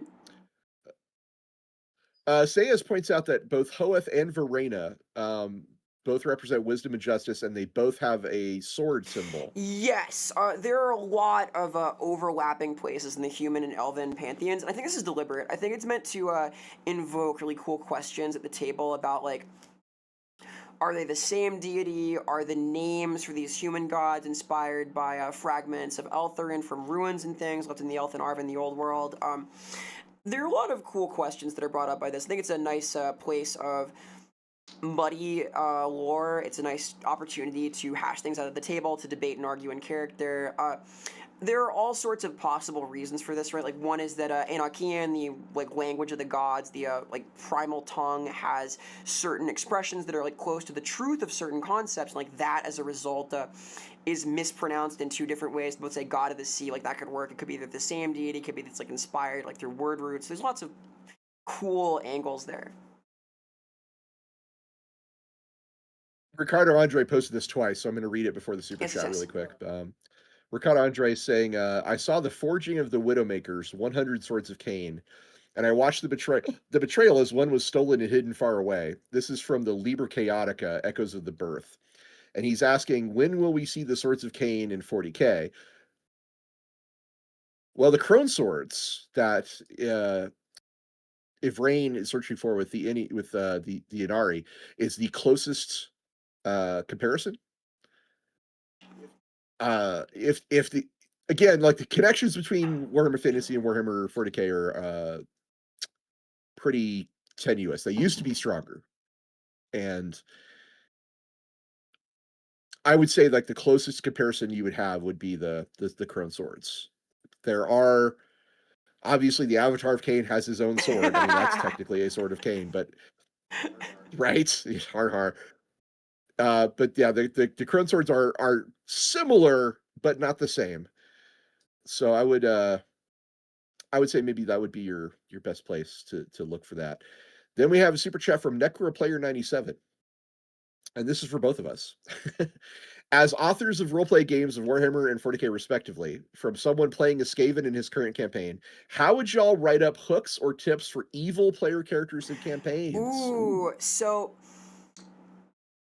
I think the most important thing when playing an evil character is that their evil aligns with the goals of the party. You want to have a vehicle to do like horrible, bastardly things, and you want to do it in a way that is liked by your fellows. You want them to hate how useful you are. You want them to trust you, to act in their interests, and you want to express that kind of sinister aspect. So a good hook for an evil character is one that is entirely in line with the party's best interests and not their ethics, right? I really like that approach. So for me, like my style of gaming, and I want to be clear, like I'm not going to be that guy who's going to say there's only one true way to role play. So anecdotal experience, just me, like the way I play.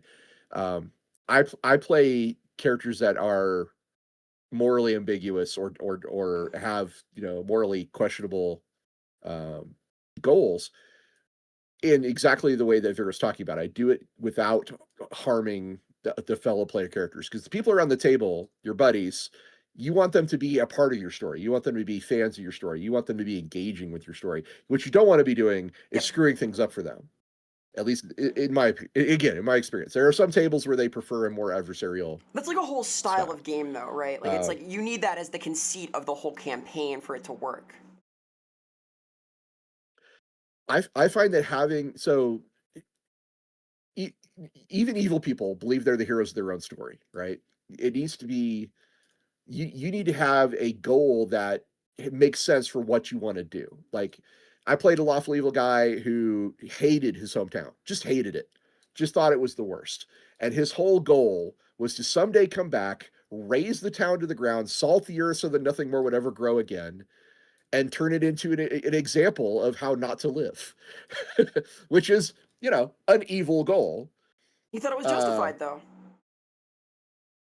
right. And I was able to, the fun part of that character was explaining to everyone what my goal was and justifying why I felt it was a reasonable response.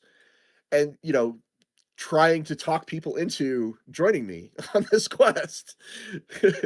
But I didn't do it to, I didn't make it a thing where, you had to be on my side or be against me.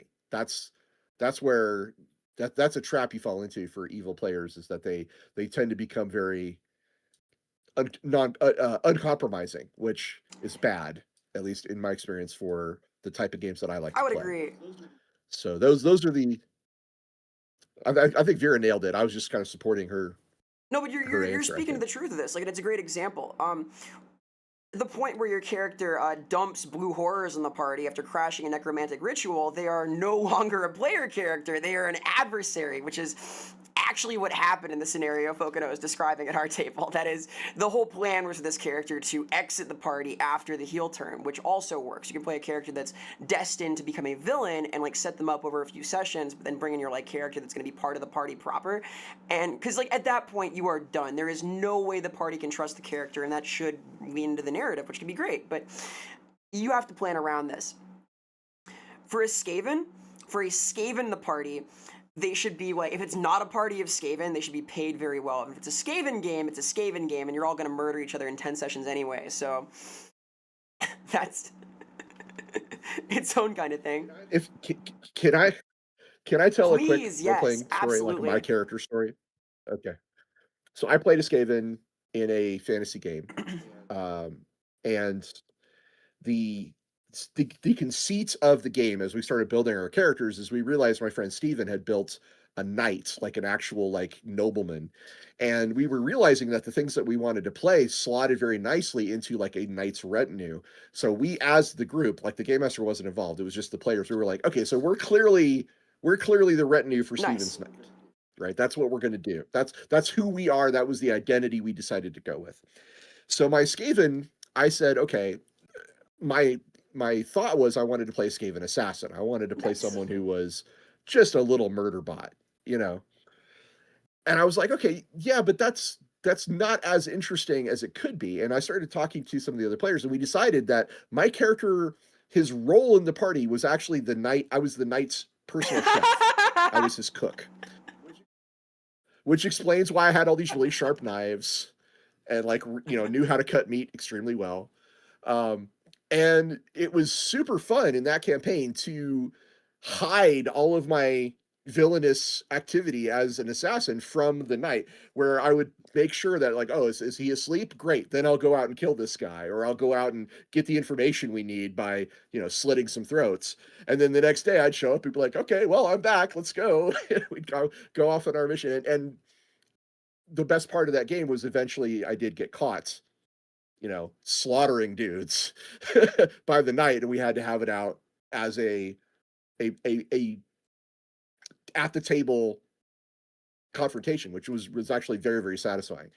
So yeah, I've actually done this Skaven in a party as quote unquote evil, and it was a lot of fun. So I do recommend exploring it. Yeah, Mr. Mike Hates Peasants points out that my audio is not matching my camera. Sorry guys, it's Yeah, forgive we're us. This is a bit scuffed. of a We're hacky scuffed a little setup bit today. because of the situation with the snow. As you can see, Ross is in my 3D world here, and we've invited him to. Whoa, whoa! Uh, So this Discord screen in MS Paint has replaced our amazing StreamYard setup for the day. Hieronymus asks, how would 40k factions look like in Blood Bowl as Blood Bowl teams? Oh, that's awesome. That's awesome. Well, you definitely have an Ultramarines team. Calgar's, I don't know what's a word that starts with a C or a K. That would be a good follow up to that, you know, or the Ultramar Ultras. I don't know. God, the Blood Bowl names are so good. I can't think of anything It that's would even take like a close to their whiteboard level. session. Unfortunately. I will say the orcs would be right at home, of course. That's the most natural thing in the world. Yeah. I feel like a Harlequin Blood Bowl team Gazgul's is Goths. amazing. Like word answers are crazy for the Azrai, right? Oh, The full Harlequin team is just like using flip belts and stuff, going around doing their thing. that would be sweet. Yeah. Crude team says Dragon Magic. I agree. Calgar's Nice. Cavaliers. Thank you, Hawk. Yes, Calgar's Cavaliers would be the Ultramarines team for sure. You probably have a Imperial Guard team that's all Cadians. Oh, that's Um, good. That's good. Special rule: Cadia stands. They can just like get right back up after a supposed fumble. God. Necrons would have a hell of a Oh passing game yeah. because they just teleport. I like the Votan too. We have like that would be an amazing set of linebackers. Imagine. There'd be a whole Space Marine league, says Joe Miller. Yeah. I mean, you'd basically have to. You'd have to have a whole Space Marine league. Uh, but Chaos Force would be really fun because you could have the demons as well, or beastmen or mutants, which is true in Blood Bowl. There's only two places, by the way, at Games Workshop fandom where I play Chaos. One is Battlefleet Gothic, and one is Blood Bowl. I play the Nice, Chaos team in nice. Blood Bowl, and I really like it. Ricardo Andre says, "Stupid idea, Ross. Eldar versus Space Marines soccer match out of armor. Who's more likely to win? Like soccer rules, larger field and goal, but who are you betting on?" Ooh. Mm. Unarmored Space Marines versus Eldar in soccer. Hmm. The Space Marines are the better goalie. Oh. I think I'm going to go with the Eldar in this one because they still have Farseers, right? They can still like figure out the prophecy of the match. They still have their agility. They still have their psychic stuff. Yeah, I think I might give it The to the Eldar on that Farsight one. soccer strategy meeting is so good.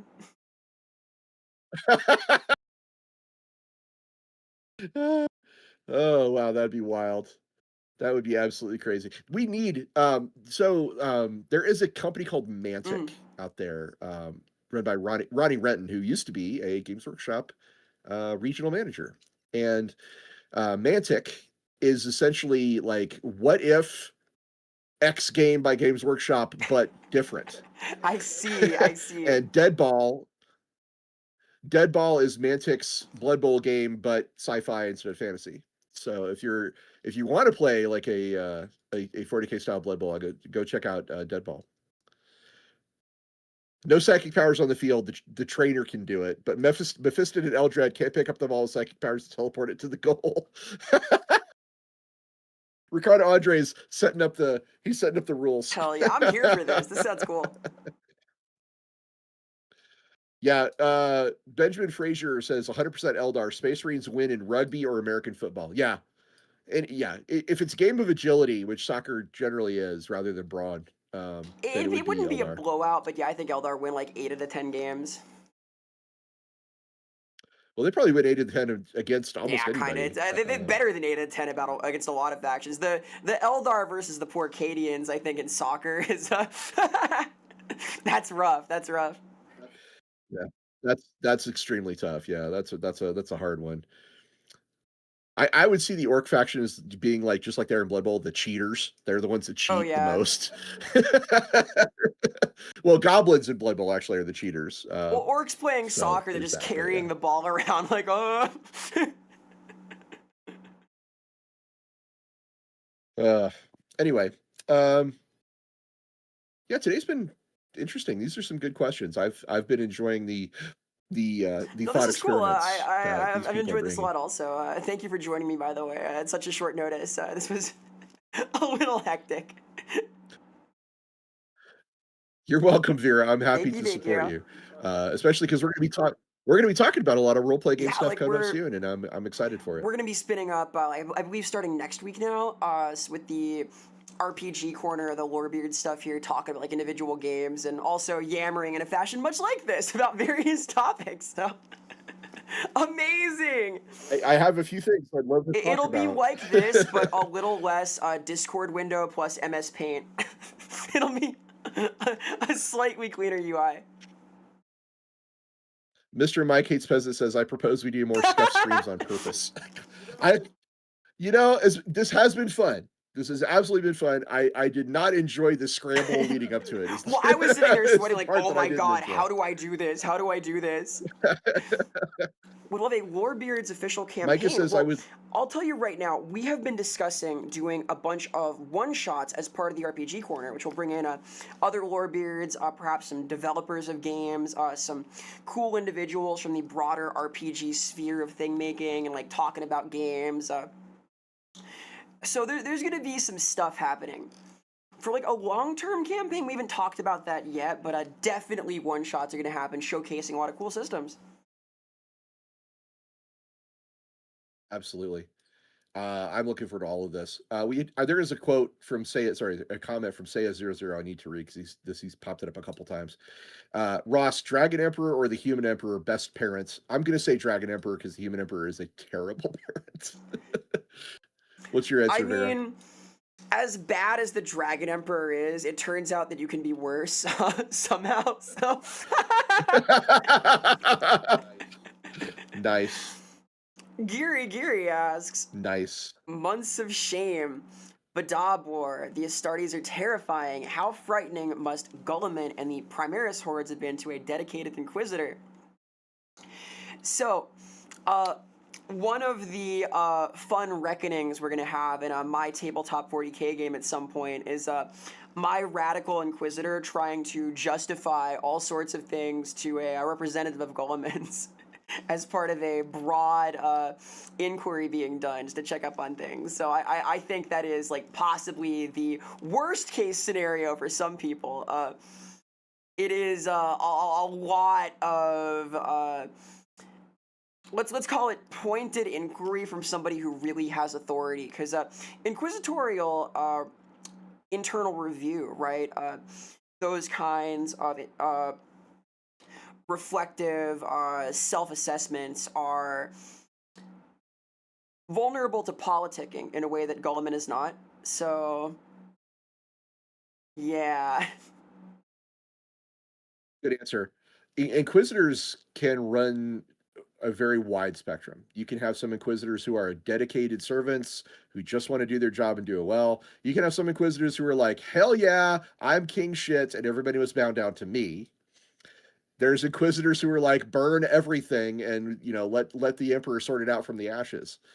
Uh, so yeah, when you say dedicated inquisitor, that could mean Yes. a lot of Like, things and a lot of different I would viewpoints. imagine there are inquisitors who are very confident that they're going to be doing a wonderful job, and Gulliman will give them head pats who get burned, who are just spot executed. And in contrast, ones who are sure they are effectively doomed and submit themselves to judgment and get told to carry on. Like, I think it'd be that kind of scenario where certain forms of dedication might be less welcome than others, let's say. uh, Thank you, though. I'm actually going to add the months of shame to the show Oh, topic nice. list Yeah. because that is something we need to talk about. And it's a really interesting bit of lore that we should get into. I know I play a very radical but very So, faithful kind of inquisitor, Michael. I play a ablationist who is doing her very best. oh my god. Why don't you please tell me about this? Because I think the fans are going to want to know about your Inquisitor. Yeah, so my Inquisitor is a.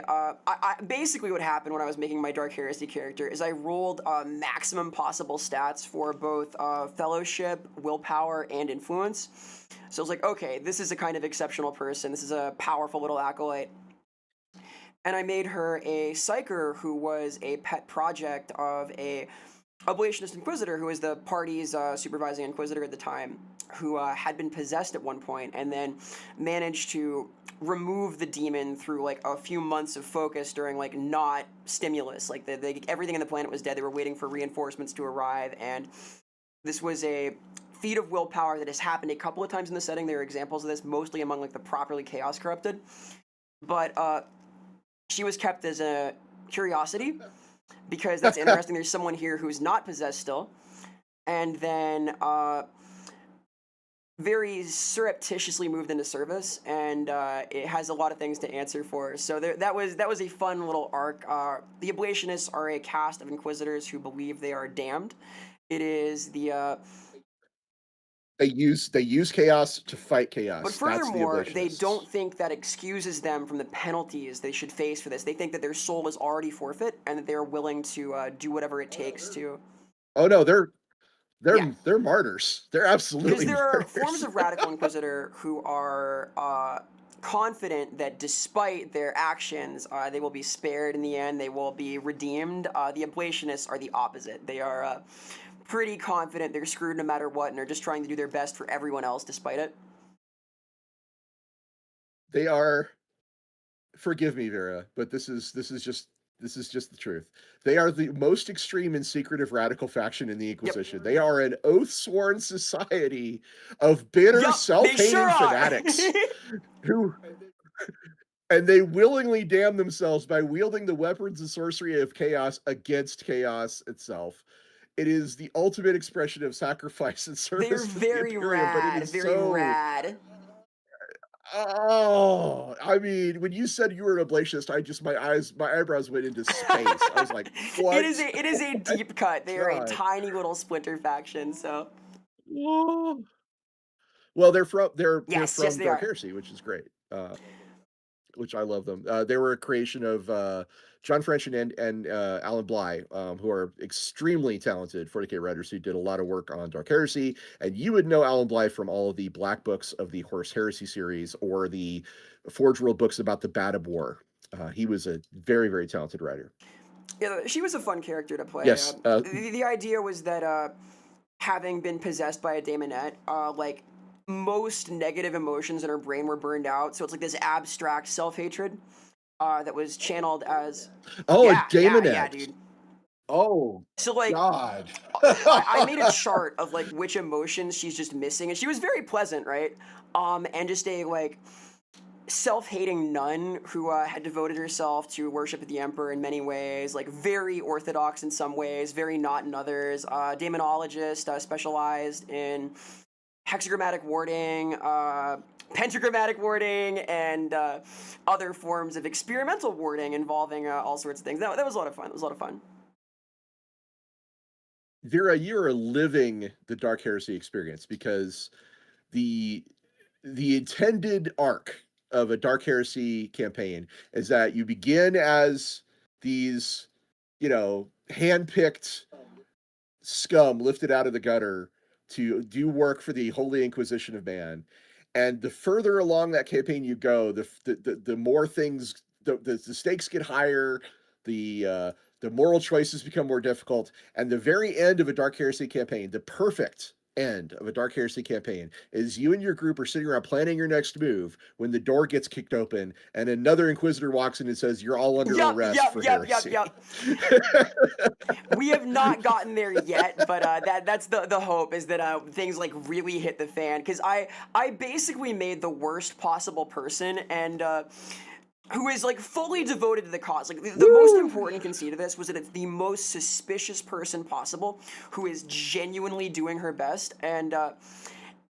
Lots of corruption points were brought in this way, so it was a lot of fun to play through. And eventually, through some particular maneuvers, we had the party kind of ascend, and then she was running the shots for our B team because we made a B team because like these characters are too high XP total. We want to like bring in a new cast, so we had the previous now like somewhat corrupt, somewhat radical team running missions for a new group of acolytes. So the Dark Heresy computer game's coming out Yes, soon. yes. And I've been thinking about streaming a game of Dark Heresy, not the tabletop game, not the computer game. Uh, and I'm thinking you'd be a hell of a DM for it, Ooh, I or would you'd be love a to be hell of a involved. player. Either I way, love Dark Heresy very much. It was my first Warhammer tabletop game, Dark Heresy. mine too. Mine too.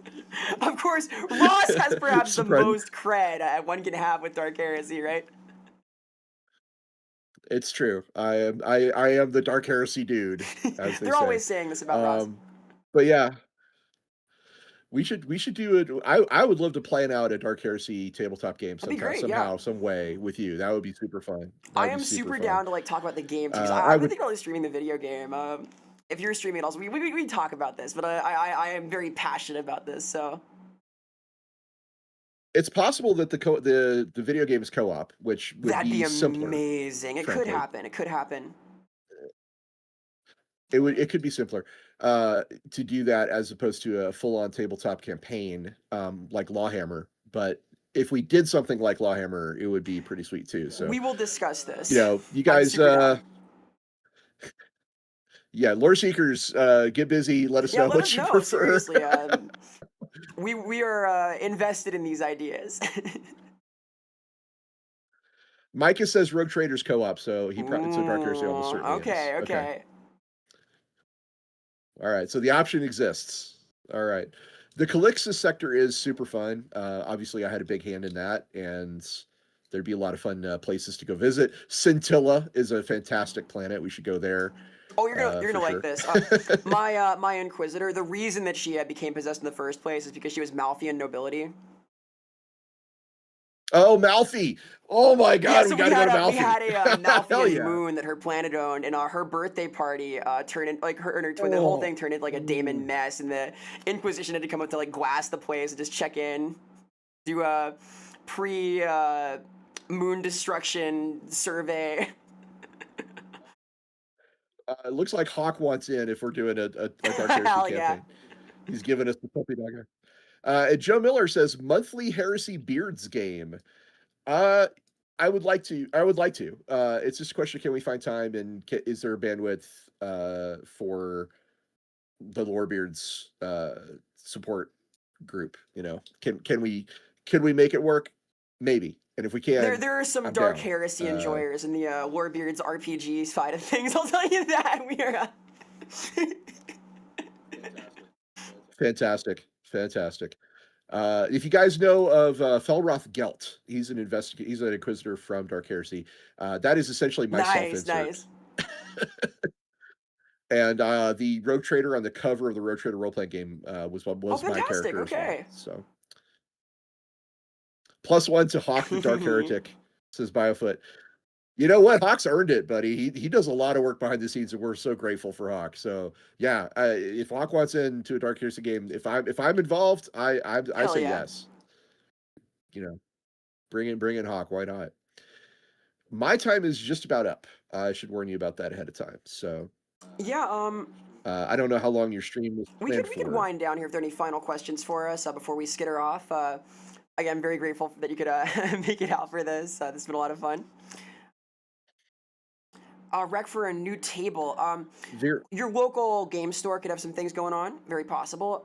I play online with my established group a lot. Like finding friends who just want to do things. You might be surprised who wants to play if you ask people and are engaged. Being the DM is a great way to find games also. But FLGS or just like asking people you know and trust who might want to tell stories with you. Local meetup groups. I know Denver has a really great DD meetup group. That would be one place to look as well. And RPG.net, I think, has some. It's I'm using all the old stuff. I'm sure the kids are probably using TikTok to organize these days. I don't know. But if it were me, I would go to RPGNet and maybe look at some of the Gamerseeky Gamers stuff. Yeah, Game Store is probably the number one place to start, though. Anyway, that's it for me. I'm going to have to get rolling. So thank No, you, Vera, thank you for so having me on much. in your weird 3D space. Oh, no. He's I'm trapped. disappearing. Catch you later, Ross. Anything you want to plug? See you guys later. I guess Cheers. we're starting up next week. We're gonna do RPG Uh, things soon, so you can find us here in that's about a week. yeah. Thanks so Check us much, out in about Ross. a Catch you week. Thank you, later. Vera. Have a good night. Bye. And we're gonna wind down there. I think this was a lot of fun, though. Thanks for enduring this scuff here. This was exciting. A lot of fun. Again, we're gonna have the RPG Lorebeard stuff spinning up before too long. You can find me here during that, and also on my Twitch and on YouTube. I stream like a couple times a week. Here, I can link this. It's the amazing, exciting Verisimila Twitch page. I'll be back on Tuesday doing things there, yapping about stuff. And yeah, looking forward to big RPG things. No, thank you guys so much for coming out. Thank you for helping set up things. This has been a lot of fun. And yeah, I'm going to skitter off myself. RPG stuff coming soon. Right, so thank you so much, my bud. Thank you guys for asking great questions. It was super interesting. We will do another Q&A at some point, I am sure. And yeah, have a great rest of your weekend. Stay safe if it's snowing where you are. It is crazy winter weather out there. And yeah, keep it real, y'all. Thanks so much. Have a great rest of your Sunday. Take it easy and keep warm. See you guys on Lorebeards RPG. See you guys around. We're going to do the dance thing at some point, I promise. Let's so tech up. And yeah, bye now. Farewell. Thanks so much again.